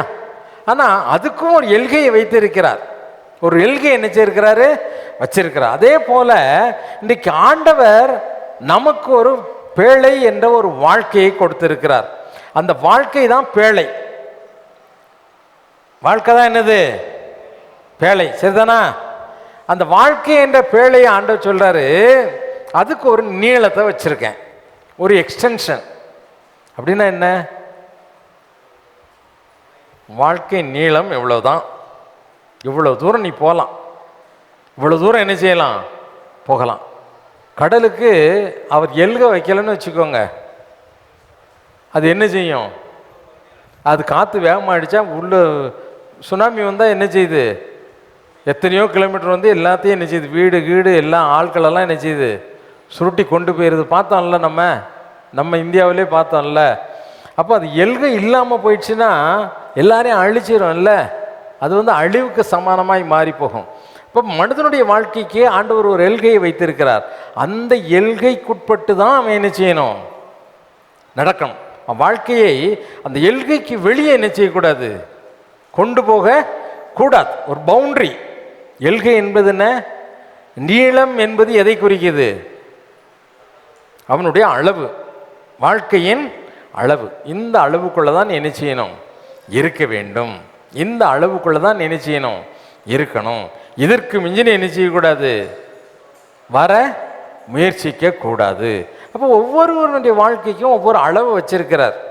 எனக்குன்னு ஒரு நீளத்தை அளவு வச்சிருக்கிறார். அந்த அளவுக்குள்ள தான் என் வாழ்க்கை என்ன செய்யணும். நான் வந்து யாரை பார்க்கக்கூடாது, அம்பானியோ அதானியோ என்ன செய்யக்கூடாது, பார்க்கக்கூடாது, பார்க்கக்கூடாது, சரிதானா?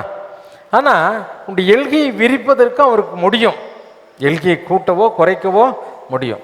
உன் எல்கை இவ்வளவுதான் அப்படின்னா, லாசரு ஐஸ்வர்யவான் கதையில் லாசருக்கு ஒரு எல்கையை வச்சிருந்தார். என்ன எல்கை வச்சிருந்தாரு, அதுக்கு மிஞ்சி நீ என்ன செய்யக்கூடாது, அந்த ஐஸ்வர்யான் வீட்டுக்குள்ளே கூட நீ என்ன செய்ய முடியாது, போக முடியாது.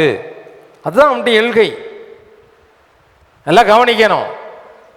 உனக்கு எந்த எல்கையை வைத்திருக்கிறாரோ அந்த எல்கைக்குள்ள மனரம்யமா இருக்க கற்றுக்கொள்ளணும். முதல்ல மற்றவர்களை பார்த்து அவர்களை போல மாறணும், இவர்களை போல மாறணும். இன்னைக்கு ஏன் நீ கடன்காரனாய் மாறின, ஏன் உன்னால கடன் அடைக்க முடியல, உன் எல்கைக்கு மிஞ்சி போயிட்ட.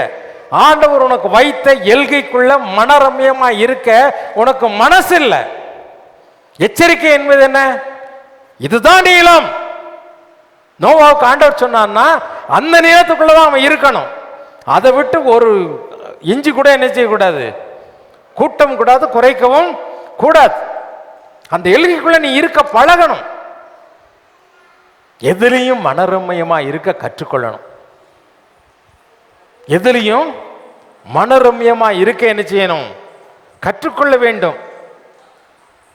இன்னைக்கு ஐடி பீப்புளெலாம் ஹைகோர், இந்த ஐடி பீப்புள் மற்ற டெக்னிக்கல் இதெல்லாம் கம்பெனி இந்த குரங்கு மாதிரி நினச்சிவாங்க. 2 வருஷத்துக்கு ஒரு தடவை தாவிக்கிட்டே இருப்பாங்க. எதுக்கு தாவுறாங்க, பத்தாது பத்தாது பத்தாது பத்தாது அப்படின்னு என்ன செய்யறது, தாவிக்கிட்டே இருக்கிறது. கடைசியில் பெருசு அந்த பலூனு பார்த்தீங்கன்னா ஊத ஊத எப்படி இருக்கும், நல்லா இருக்கும். பெருசாயிடுச்சு பெருசாயிடுச்சு பெருசாயிடுச்சு, நல்லா ஊதிட்டே இரு. என்னாகும், ஒரு நாள் டொப்புன்னு என்ன செய்யும், உடஞ்சி போய் அதை எடுத்து எங்கே போடணும், குப்பையில் தான் போடணும். குப்பையில் தான் என்ன செய்யணும். வாழ்க்கையை தேவன் உனக்கு எந்த அளவு வைத்திருக்கிறாரோ அவருடைய கரத்தில் நீ ஒப்பு கொடுக்கும் பொழுது அவர் உனக்கு ஆலோசராக இருந்து உடைய எல்கை என்ன என்பதை உனக்கு என்ன செய்வார், கற்றுக் கொடுப்பார். 2வது பாருங்க, அகலம். 2வது என்னது, அகலம். அகலங்கிறது என்ன அப்படின்னா என்ன, பெருகிட்டு போறது. அதாவது பெருக்கம் என்பது என்ன, உடைய வாழ்க்கையை ஆண்டவர் என்ன செய்றாரு. ஆமாம், ஆண்டவர் சொல்லும்போது ஆபிரகாமுக்கு சொல்லும்போது 28ஆம் அதிகாரம் 14வது வசனத்தில் என்ன சொல்றார், வாசிக்க கேட்போமா? ஆதியாகமம் 28ஆம் அதிகாரம் 14வது வசனம். டக்குனு வாசி. சந்ததி பூமியின் உன் சந்ததி பூமியில் தூளை போல் இருக்கும். நீ மேற்கையும் கிழக்கையும் மேற்கையும் கிழக்கையும் வடக்கையும் தெற்கையும் பரம்புவாய். நல்ல கவனிங்க. உனக்குள்ளும் உன் சந்ததிக்குள்ளும் பூமியின் வம்சங்கள் எல்லாம் ஆசீர்வதிக்கப்படும். அதாவது நம்மை ஆசீர்வதித்து ஐஸ்வர்யவான்களுக்கு என்பதுதான் தேவனுடைய திட்டம். நம்முடைய வம்சங்கள் விருத்தியாக வேண்டும் என்பதுதான் தேவனுடைய திட்டம். நம்ம நல்ல செழிப்பா இருக்கணும். ஆண்டவர் நம்மை செழிப்புள்ளவர்களாக மாற்ற அவர் ஆசை உள்ளவராக தான் இருக்கார். அகலம் என்பது ஒரு மனிதனுடைய பெருக்கம். உன்னை பெருக பண்ணுவேன் அப்படின்னு சொன்னா கண்டிப்பா என்ன செய்வார்? உன்னை நீ குறுகி போய் மாட்டா. நீ என்ன செய்வ? பெருகி கொண்டே தான். தேவன் அழைத்தவர்களை ஒரு நாள் அவர் என்ன செய்ய மாட்டார்? சிறுக பண்ணவே மாட்டார். சரிதானா? மூணாவது பாருங்க. மூணாவது என்ன சொல்லுது? நீளம், அகலம், அப்புறம் என்னது? உயரம். உயரம். இந்த உயரம் என்பது ஒரு மனிதனுடைய வாழ்க்கையில் எதை குறிக்குது? உயரம்ங்கிறதே எதை குறிக்குது? ஒரு மனிதனுடைய உயர்வை என்ன செய்கிறது? யோசேப்பு கிட்ட 2 பேர் வந்து பானபாத்திரக்காரனும் சுயம்பாயும் என்ன செய்தாங்க? சொப்பனத்துக்கு அர்த்தம் கேட்டாங்க. அப்போ அந்த பானபாத்திரம் காத்து சுயம்பாயி 2 பேரையும் பார்த்து என்ன சொன்னாரு? இன்னும் 3 நாளைக்குள் உங்கள் தலையை என்ன செய்வார்? உயர்த்துவார். உனக்கு என்ன வரும்? உயர்வு வரும். நம்ம பணியில் என்ன வரும்? உனக்கு ஹைக் வரும். தேவன் உன்னை உயர்த்துவார். உன்னை என்ன செய்வார்? உயர்த்துவார். உயர்த்தாமல் இருக்க மாட்டார். கண்டிப்பாக என்ன செய்வார்? ஆமாம். கர்த்தர் உன்னை, பாட்டு கூட பாடுறோம்ல, கர்த்தர் உன்னை மேன்மையாக வைப்பார். கர்த்தர் நம்மை மேன்மைப்படுத்தி உயர்த்தி மகிழ்கிற தேவன். உயர்த்தி மகிழ்கிறது. 4வது பாருங்க, அந்த பேழையில் சொன்ன அம்சங்கள். 4வது சொன்னது என்னது? ஜன்னல். என்னது? இதெல்லாம் செய்துட்டு என்ன செய்யணும்? ஜன்னல் எங்கே வைக்கணுமா? மேல் தளத்திற்கு 1 முழம் கீழே என்ன செய்யணும்? வைக்கணும். கீழே வச்சா இங்கேருந்து இந்த ஜன்னல்னா எட்டி பார்க்கலாம். அந்த ஜன்னலில் என்ன செய்ய முடியாது. இப்படி பார்த்தா எங்கே தான் தெரியும்? வானம்தான் தெரியும். பூமி என்ன செய்யாது? தெரியாது. ஆண்டவர் நமக்கு கற்றுக் கொடுத்த காரியம் என்ன? உன்னுடைய ஜன்னல் ஏன் மேலே இருக்கணும் அப்படின்னு சொன்னால், உன்னுடைய வாழ்க்கை என்ற அந்த பேழையில் எப்பொழுதுமே கொலோசியருக்கு எழுதின நிருபத்தில் நாம் வாசிக்கும் பொழுது 3ஆம் அதிகாரம் 2வது வசனத்தில் ஆண்டவர் சொல்லும்போது என்ன சொல்கிறாரு? கீழானவைகளில் எதை நோக்கணுமா? மேலானவைகளை நோக்குங்கள். அல்லேலூயா. இந்த வசனத்தை வாசிக்கமா? கொலோசியர் 3ஆம் அதிகாரம் 2வது வசனம். பூமியில் உள்ளவைகளே அல்ல, மேலானவைகளையே நாடுங்கள். நல்லா கவனிங்க. பூமியில் உள்ளவைகளே அல்ல, எதை நாடணுமா? அதுக்கு தான் ஆண்டவர் எங்க வைக்க சொன்னாரு? கீழானவைகளை பார்ப்போமானால் கீழே உள்ள கச்சடா சத்தங்கள்லாம் கேட்கும். அன்னைக்கு கீழே பேழைக்கு ஜன்னலை வச்சிருந்தா இவர் போய் சேரை போட்டு வேடிக்கை பார்த்துக்கிட்டு இருக்கும்போது, மாமா, மச்சான், பெரியப்பா, சித்தப்பா, அண்ணி, ஐயோ, ஜனங்கள் அழியும்போது சுற்றி இருந்த தன்னுடைய சொந்த ஜனங்கள், சின்ன சின்ன பச்சை குழந்தைகளுடைய கதறல், இதை தான் நினைச்சிருப்பாங்க. அது பூமிக்குள்ளது. பெண் கொண்டார்கள், பெண் கொடுத்தார்கள், அன்னைக்கு தான் கல்யாணம் முடித்தாங்க, கனத மனமையாக நினைச்சாங்க, தண்ணியில் முதந்துக்கிட்டு இருக்காங்க. இதெல்லாம் பார்த்தா நம்மளுக்கு பரிதாபம் வரும். பரிதாபம் என்ன செய்யும்? வரும். ஆனாலும் நல்லா கவனிங்க, கீழானவைகளே பூமிக்குரியவைகளே அல்ல, மேலானவைகளை என்ன செய்யணும்? அப்போ நம்முடைய வாழ்க்கையில் மேலான காரியங்களை தான் ஆண்டவர் கற்றுக் கொடுத்தார். முதலாவது தேவனுடைய ராஜ்யத்தையும் அவருடைய நீதியும், அப்பொழுது பலிகை பெருகலாம், உயர போகலாம். உயர உன்னுடைய நீளம் என்ன என்பதை நீ நினைச்ச முடியும், அறிந்து கொள்ள முடியும். இந்த பேழையை செய்ய சொன்னதனுடைய அர்த்தமே அதுதான். அர்த்தமே இன்றைக்கி நம்ம பூமிக்குரியவங்களே பார்த்துக்கிட்டு இருக்கிறோம், பூமிக்குரிய காரியங்களுக்கே முக்கியத்துவம் கொடுக்கிறோம். தேவனுடைய காரியங்களுக்கு நாம் என்ன செய்கிறது இல்லை, முக்கியத்துவம் கொடுக்கிறது இல்லை. தேவனுடைய காரியங்களுக்கு முக்கியத்துவம் கொடுக்கிறது இல்லை. ரெண்டாவது பாருங்க, இந்த பேழையினுடைய முக்கிய அம்சம் என்னன்னா, நோவாவுக்கு கப்பல் ஓட்ட தெரியாது. படகு ஓட்டுறதுக்கும் ஒரு ட்ரைனிங் வேணும். படகு ஓட்டுறதுக்கும் நீங்கள் எங்கேயாவது டூர் போயிருந்தீங்கன்னா உங்களுக்கு கையில் ஒரு போட்டு கொடுப்பாங்க. அந்த போட்டில் பார்த்தீங்கன்னா முன்னால் சைக்கிள் பெடல் மாதிரி 2 பெடல் இருக்கும். அதை இப்படி மிதிச்சா கீழே தண்ணி என்ன செய்யும், பின்பக்கம் தள்ளும். துடுப்பு நம்ம கைட்டு போட வேண்டியதில்லை. இந்த துடுப்பு தள்ள தள்ள முன்னால் என்ன செய்யும், போட்டு போய்கிட்டே இருக்கும். கால் வலிச்சிட்டுனா 2வது நாள் தூக்கி உட்கார வச்சு என்ன செய்யலாம், தள்ளிட்டு போகலாம். நோவா செய்த அந்த பெட்டிக்கு அந்த கப்பல் மாதிரி அந்த இது மிதக்கிறதுக்கு தானே செய்தார். அதுக்கு யார் கிடையாது, மாலுமி கிடையாது. ஒரு டிவிஎஸ் ஓட்டுனா கூட டிரைவிங் தெரியணும், டிவிஎஸ் ஓட்ட தெரியணும். இல்லைன்னா என்ன செய்ய முடியாது, ஓட்ட முடியுமா? பஸ் ஓட்டுனாலும் அது ஓட்டுறதுக்கு நம்மளுக்கு என்ன செய்யணும், கொஞ்சமாவது பழகணும் இல்லை, அப்போ தானே போக முடியும். மாலுமியே இல்லாமல் ஒரு கப்பல் என்ன செய்யுது, பயணம் பண்ணுது. இந்த கப்பல் ஆழத்தின் ஊற்றுக்கண்கள் திறந்தது. மேலே இருந்து என்ன செய்யுது, மழை பெய்தது இல்லை, மதகுகள் என்ன செய்யுது, வானத்தின் மதகுகள் திறவுண்டது. அப்படின்னா புத்துன்னு தண்ணி விழுது. மேகம் அப்படியே உடஞ்சி என்ன செய்யுது. இப்போ சொல்கிறாங்கல்ல மேக வெடிப்பு அப்படின்னு சொல்கிறாங்க. மேக வெடிப்புன்னு வந்துச்சுன்னா பலார்னு அப்படியே நிச்சயம் மழை கொட்டுச்சுன்னா வெள்ளம் பெருக்கெடுத்து ஓடும் இல்லை. அது அந்த நாட்டில் வானமே பொழந்து என்ன செய்யுது, வானத்தில் உள்ள தண்ணீரெல்லாம் கீழே கொட்டுச்சுது. தண்ணி வருது. இவன் கட்டினது எங்கே, ஈரான்லேருந்து 120 கிலோமீட்டரில் உள்ள அர்ராத் மலையில் வந்து நினைச்சுது.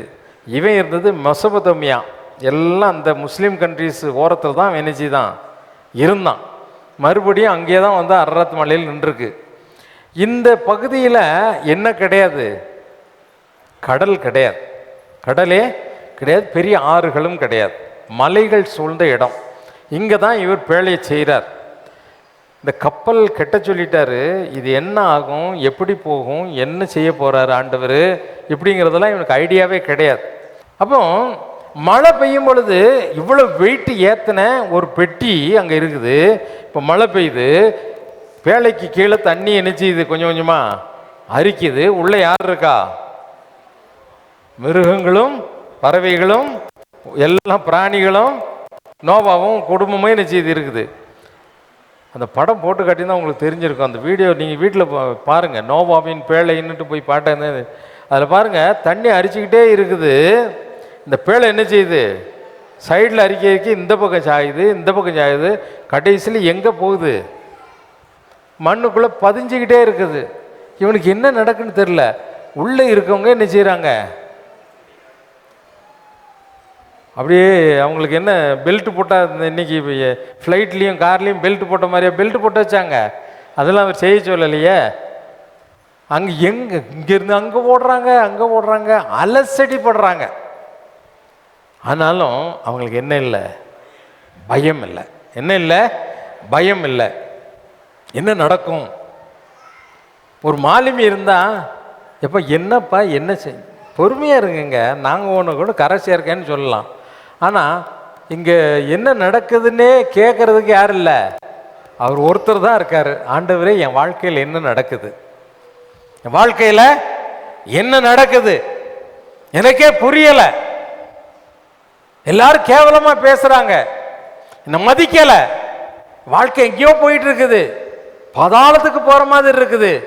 என்ன நடக்குதுன்னு என்னாலே என்ன செய்ய முடியல, புரிஞ்சுக்கிட முடியல. என் வாழ்க்கையை என்னாலே கண்ட்ரோல் பண்ண முடியல. கண்ட்ரோல் இல்லாம என்ன செய்யுது, போய்கிட்டு இருக்குது. கதறியா, உன்னை கட்டுக்குள்ள வைக்கிறதற்கும் உன்னை ஒழுங்குபடுவதற்கும் படுத்துவதற்கும் ஒழுங்குள்ள வாழ்க்கை நடத்துவதற்கும் ஒருத்தர் இருக்கிறார். அவர் தான் யாரு, பரம மாலுமி. மாலுமி இல்லைன்னு இல்லை, பார்க்கக்கூடிய விசிபிளான ஒரு மாலுமி இல்லை, உலக பிரகாரமான ஒரு வழிநடத்துதல் உள்ளவங்க இல்லை. அந்த பேழைக்கு என்ன கிடையாது, சுக்கான்னு சொல்லக்கூடிய திசை திருப்பக்கூடிய, திருப்பி கொண்டு போகக்கூடிய, முன்னால் ஒரு மலை வருது அப்படின்னு சொன்னால் அதுக்கு தான் இவன் பயப்படாமலே இருக்கணும்னு சொல்லி வெளியே பார்க்காம இருக்கிறதுக்கு ஜன்னல் எக்க வைக்க சொல்லிட்டாரு. பால்கனி மாதிரி மேலே வைக்க சொல்லிட்டார். இங்கேருந்து கீழே பார்க்க முடியும், பார்க்க முடியாது, மேலே மட்டும்தான் பார்க்க முடியும். அவரே தான் பார்த்துட்டு இருக்கு. ஆண்டவரே ஆண்டவரே அவரை தான் நோக்கி பார்க்கணும். வாழ்க்கையில் அலசடிப்படக்கூடிய நேரங்களில் என்ன நடக்குது என்று திகைக்கக்கூடிய நேரத்தில் நீ பார்க்க வேண்டியது எங்கே தான்? இந்த பலகனி வழியா மேலானவைகளை மட்டும்தான் என்ன செய்யணும்? நோக்கி பார்க்கணும். அவர் இருக்கிறார், என்னை நடத்துவார். அவர் தான் இதை செய்ய சொன்னார். அவருடைய கட்டளையின்படி நடக்கிறேன், எனக்கு தீங்கு நேராது என்ற ஒரு விசுவாசம் உனக்குள்ள என்ன செய்யணும்? வரணும். விசுவாசம் உனக்குள்ள என்ன செய்யணும்? வரணும். ஏசாயா 58ஆம் அதிகாரம் 11வது வசனத்தில் என்ன சொல்றாரு? ஆண்டவர் என்ன சொல்றாரு? வாசிக்க கேட்போமா? ஏசாயா 58ஆம் அதிகாரம் 11வது வசனம். ஏசாயா 58ஆம் அதிகாரம் 11வது வசனம். கர்த்தர் நித்தமும் உன்னை நடத்தி, கர்த்தர் நித்தமும் உன்னை நடத்தி, மகா வறட்சியான காலங்களில், மகா வறட்சியான காலங்களில் உன் ஆத்துமாவை திருப்தியாக்கி, அவர் உன்னை திருப்தியாக்கி, எலும்புகளை நினமுள்ளதாக்குவார். ஆமா, உன் எலும்புகளை நினமுள்ளது ஆக்குவார். நீர்ப்பாய்ச்சலான தோட்டத்தை போலவும், நீர்ப்பாய்ச்சலான தோட்டத்தை போலவும், வற்றாத நீரூற்றை போலவும், நீரூற்று போலவும் இருப்பாய். அல்லேலூயா. அவர் உன்னை நித்தமும் நடத்துகிற தேவன். நீ உன்னை நடத்தணும் அவசியம் இல்லை. எதை குறித்து நீ என்ன செய்ய வேண்டியதில்லை, கலங்க வேண்டிய அவசியம் இல்லை, கவலைப்பட வேண்டிய அவசியம் இல்லை. ஏன் என் வாழ்க்கையில் இப்படி நடக்குது அப்படின்னு திகைக்க வேண்டிய அவசியம் இல்லை. திகைக்காத, திகைக்காத.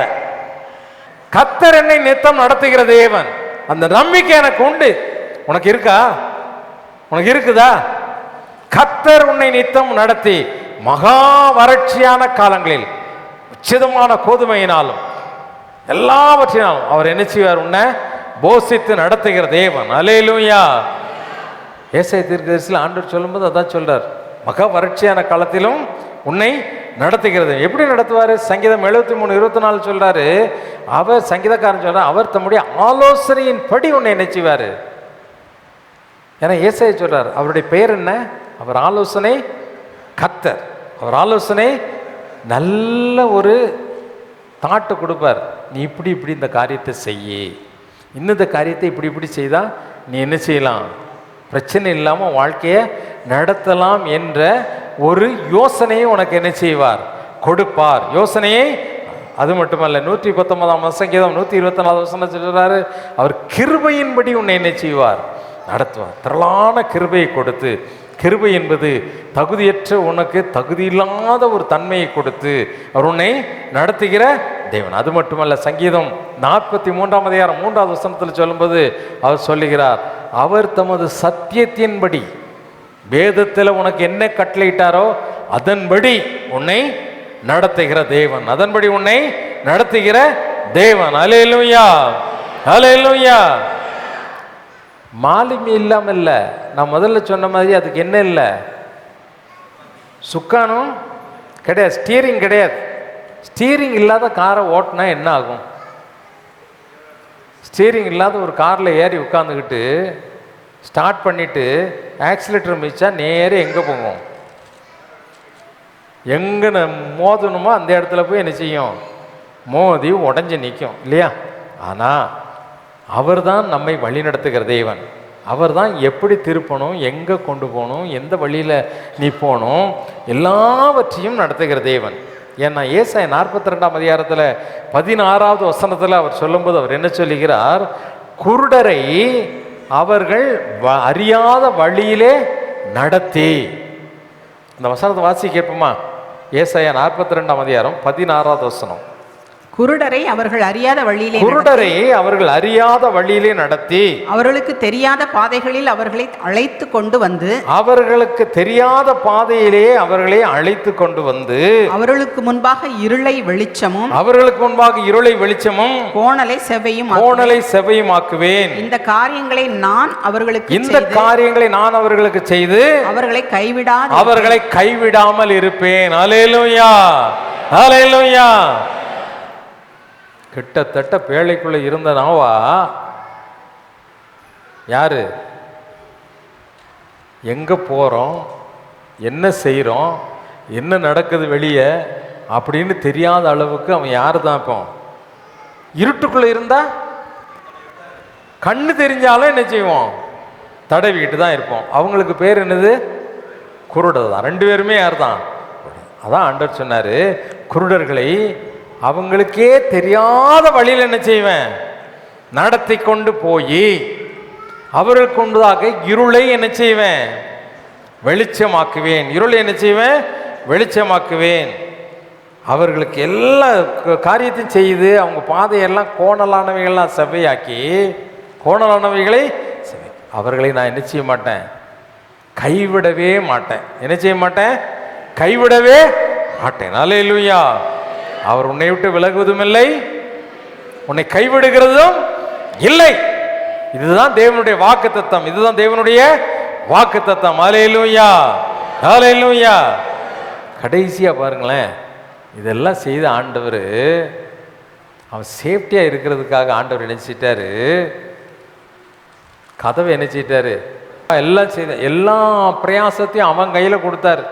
நீ இப்படி இப்படி செய்ய, அப்படி இப்படி செய்ய, அதெல்லாம் செய்தது அவரா, நீளெல்லாம் அளந்து கொடுத்தாரு. அதெல்லாம் கிடையாது. ஜன்னலை வைக்க சொன்னது எல்லாம் அவரு. ஆனா கடைசியா ஒரு காரியத்தை அவரே செய்தார். என்ன செய்தாரு, நோவா உள்ள போயிட்டியா, மழை வந்துடுச்சு, கதவை அடைச்சிக்கோ, உள்ள போய் உட்காந்து கதவை அடைச்சிக்கோ அப்படின்னு சொன்னாரா? சொல்லல. உள்ள போயிட்டியா, போயிட்டான் ஆண்டவரே. அவன் போன மாதிரி தெரில. அவனை பிடித்து விட்டு அவன் இன்னும் எங்கே தான் நிற்கான், வெளிதான் நிற்கான். அவனை சட்டையை பிடிச்சி தூக்கி உள்ளே கொண்டு விட்டுட்டு அவரே என்ன செய்தாராம், அழிந்து போகிற ஜனங்களுக்கு பார்த்துக்கிட்டு ஐயோ ஐயோன்னுட்டு தான் நிற்கான் இன்னும் வெளியே. ஃபேமிலியெல்லாம் உள்ளே அனுப்பிட்டார். அவனை பிடித்து உள்ளே விட்டு, அந்த வசனம் அப்படி தான் சொல்லுது, அவனை பிடித்து உள்ளே விட்டு கதவை அடைத்தார். அல்லேலூயா. அவர் அடைச்சிட்டா ஒருத்தனுமே நிச்சய முடியாது.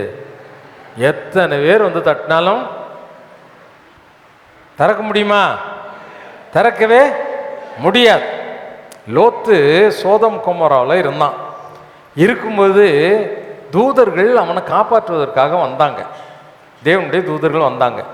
அப்போ அந்த வீட்டுக்குள்ளே அவங்க இருக்கும்போது அந்த வீட்டுக்குள்ளே போய் அந்த தூதனை நினைச்சிட்டான், கதவை அடைச்சிட்டான். அடைச்ச உடனே இந்த ஆட்களெல்லாம் என்ன செய்கிறாங்க, வீட்டுக்கு வந்த விருந்தாளி அனுப்பு, நாங்கள் அவர்களை அறியும்படி வெளியே அனுப்பு அப்படின்னு கதவை தட்டுறாங்க. உடனே ஜீபும்பா போட்டு அவங்க கண்மயக்கம் வரும்படியே நினைச்சிட்டாங்களாம். ராத்திரி பூரா கதவை தடவி தடவி பார்க்காங்க. கதவை என்ன செய்ய மாட்டேங்குது, தெரிய மாட்டேங்குது. கதவை என்ன செய்ய மாட்டேங்குது. பாதுகாப்பை கொடுக்கிற தேவன். யோபுவில் அவர் சொல்லும்போது என்ன சொல்லுகிறாரு, அவர் அடைத்தால் ஒருவனும் திறக்க முடியாது.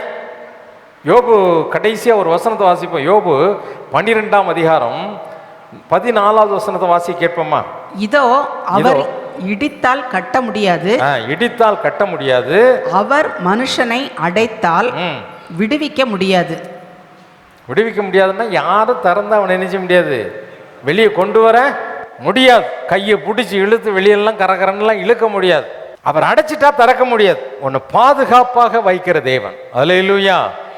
அவரே நமக்கு அரணும் கோட்டையுமானவர். அல்லேலூயா, அல்லேலூயா. கடைசி நாட்கள் வந்திருக்கிற நாம எதை குறித்து என்ன செய்ய வேண்டியதில்லை, யுத்தங்களின் செய்திகளையும் கேள்விப்படுவீர்கள். ஆனாலும் கலங்காமலும் பயப்படாமல் இருங்க. ஆனால் ஒன்னே ஒன்று, எச்சரிக்கையார். என்ன செய்ய, எதுக்கு எச்சரிக்கையாக இருக்கணும்? தேவனுடைய கட்டளைகளுக்கு கீழ்ப்படியே எச்சரிக்கையாயிரு. தேவன் சொன்னாரா அதை வாழ்க்கையில் கண்டிப்பாக என்ன செய்யணும், செய்தே. இங்கே போகாதேன்னா போகக்கூடாது, இதை வாங்காதன்னா என்ன செய்யக்கூடாது, வாங்கக்கூடாது. இதுக்கு மேலே உன் வாழ்க்கையை நீ நீட்டணும்னு நினைக்காத அப்படின்னா என்ன செய்யக்கூடாது, ஆண்டுடைய ஆலோசனை இல்லாதபடி நீட்ட கூடாது. அவரே உன்னை பழுக செய்ய, அவனே உன்னுடைய அகலத்தை விரிவாக்குகிற தேவன். எல்கையை வச்சிருக்கிறார். உன்னுடைய உயரமும் யாருடைய கையில் இருக்குது, அவருடைய கரத்தில் இருக்கிறது. அல்லேலூயா. நாம செய்ய வேண்டியதெல்லாம் என்னது, உலகத்தை பூமிக்குரியவர்களை அல்ல, எதை நோக்கணும், பால்கனி வழியா மேலானவைகளை நோக்க வேண்டும். எல்லாம் முழங்கால் படிட்டு ஆண்டவர் சொல்லுவோம், ஆண்டவரே இந்த வருகையின் காலத்தில் வந்திருக்கிறோம், வருகையின் காலத்தில் நாங்கள் வந்திருக்கிறோம், உம்மை நோக்கி பார்க்கணும், உங்களை நாங்கள் நோக்கி பார்க்கணும். ஆண்டவரே தேவனோடு கூட பேசி கொண்டு இருக்கிற அந்த வருகையில் என்னை கைவிடப்படாதபடி தேவனுடைய சமூகத்தில் அவருடைய நித்திய ராஜ்யத்தில் 1000 ஆண்டு காலங்கள் அவரோடு கூட நீ வாழ வேண்டுமானால் அவருடைய கட்டளைக்கு கீழ்ப்படிந்து கட்டளையின்படி நடக்க எச்சரிக்கையாக இருக்க வேண்டும். இங்கே போகாதே அப்படின்னா போகக்கூடாது, இதை தொடாதே அப்படின்னா தொடக்கூடாது, இதை செய்யாதே அப்படின்னா செய்யக்கூடாது. தகுதியற்ற காரியங்களை செய்வதை தவிர்க்க வேண்டும். தேவனுடைய வார்த்தை எதை எச்சரிக்கிறதோ இந்த எச்சரிக்கையின் வார்த்தைக்கு நீ செவி கொடுத்து நடப்பாயானால் உன்னுடைய வாழ்க்கையாக அந்த பேழை தேவனால் கட்டப்பட்டதாக இருக்கும். அவர் உனக்கு கொடுத்த அளவின்படி அந்த பேழை கட்டப்பட்டிருக்கும். கர்த்தர் உன்னை நடத்துவார். அவர் உன்னை நித்தமும் நடத்தி மகா வறட்சியான காலத்திலும் உன்னை எல்லாவித வஸ்துக்களினாலும் உன்னை திருப்தியாக்கி நீர்ப்பாய்ச்சல் உள்ள ஒரு வற்றாத நீருற்றை போல உன்னை மாற்றுவார், செழித்திருக்க பண்ணுவார். நம்புகிறாயா? நம்புறியா? அவருடைய பாதத்தை பிடிச்சிக்கோ, அவருடைய பாதத்தை பிடிச்சிக்கோ, அவருடைய பாதத்தை பிடிச்சிக்கோ. யார் ஒருவர் அவருடைய பாதத்தை மட்டும் பற்றி கொண்டிருக்கிறார்களோ அவர்களுக்கு மட்டும்தான் வாழ்க்கையில விடுதலை உண்டு. நீ கட்டப்பட்டு இருக்கிறாயோ, உடைய சிந்தைகள் கயிறு போட்டு வடக்கவர் போட்டு கட்டண மாதிரி கட்டப்பட்டு இருக்கிறதா? உன்னால தேவனை குறித்த சிந்திக்க முடியாத ஒரு சூழ்நிலை உருவாகி கொண்டு இருக்கிறதா? தேவனுடைய காரியங்களை நோக்கி பார்க்க முடியாதபடி பூமிக்குரிய காரியங்களை நோக்கி பார்த்து உன்னுடைய சிந்தனை அவமாய் போய் கொண்டிருக்கிறதா?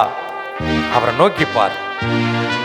ஆண்டவர் கட்டளையிட்டார், பூமிக்குரியவைகளையே நோக்கி கொண்டிருக்காத, பூமிக்குரிய காரியங்களே நோக்கி கொண்டிருக்காத. ஐயோ, என்னுடைய பணம் என்னாகும், என் வீடு என்னாகும், இந்த குழந்தைகள் என்னாகும், என்னுடைய அனுதின சாப்பாடு என்னாகும்? ஆண்டவர் உன்னை பார்த்து சொன்னார், அற்ப விசுவாசிகளே, இன்றைக்கு இருந்து நாளைக்கு அடுப்புல போகிற நெருப்புல போட போகிற அந்த புல்லுக்கு தேவன் அதனுடைய பூவுக்கு இப்படி விடுவித்து வைத்தால் உனக்கு விடுத்து வைப்பது அதிக நிச்சயம் அல்லவான்னு சொன்னாரு. ஆகாயத்து பறவைகளுக்கு ஆண்டவர் போஷிப்பார்னா உன்னை போஷிப்பது அதிக நிச்சயம் அல்லவா என்று சொன்னார். கவலைப்படாத, நாளைக்காக கவலைப்படாத, என் வாழ்க்கையில் என்ன நடக்குமோ என்று கவலைப்படாத.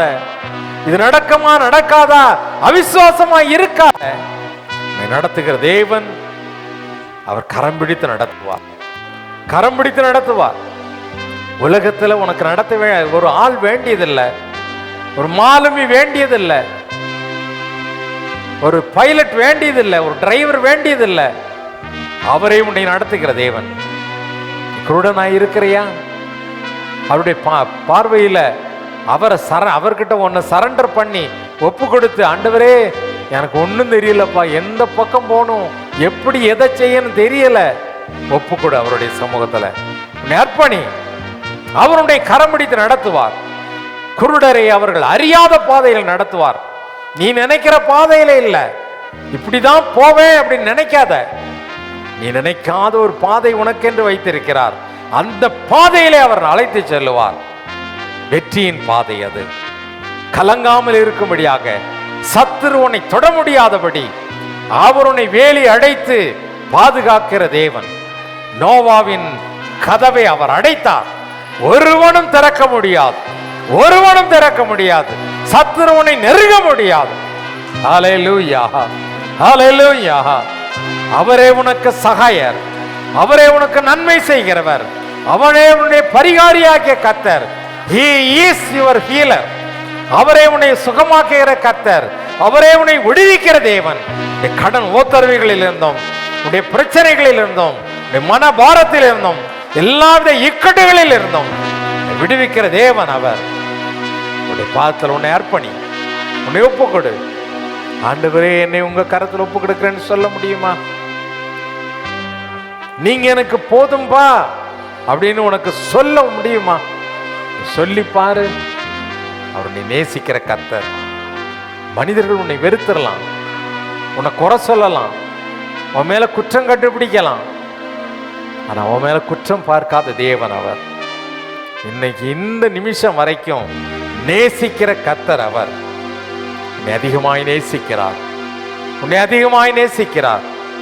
அவரே உனக்கு ஆலோசனை கொடுத்து நடத்துவார். அன்பு தகப்பனே, இந்த நாளிலே எங்களோடு கூட என் வாழ்க்கையாக பேழையை குறித்து பேசுனீங்கப்பா. நல்ல பேழையை கொடுத்தீங்க, நல்ல வாழ்க்கையை கொடுத்தீங்க. அதை எப்படி செய்யணும், எப்படி அதில் நாங்கள் வாசம் பண்ணணும், யாரோடு நடக்கணும், எல்லாவற்றையும் கற்றுக் கொடுத்துருக்கீங்கப்பா. பூமிக்குரியவளை அல்ல, மேலானவைகளை நோக்கி எங்களுக்கு கற்றுக் கொடுத்துருக்கிறீங்க. உண்மையே நோக்கி பார்த்து நாங்கள் சகாயம் பெற, நாங்கள் கடந்து செல்ல, உம்மிடத்திலே பாதுகாப்பை பெற்றுக்கொள்ள எங்கள் ஒவ்வொருக்கும் அனுகிரகம் செய்யும்.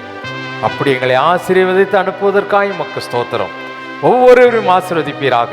இந்த வார்த்தையின் படி அவர்களை ஆசீர்வதித்து அனுப்பும்.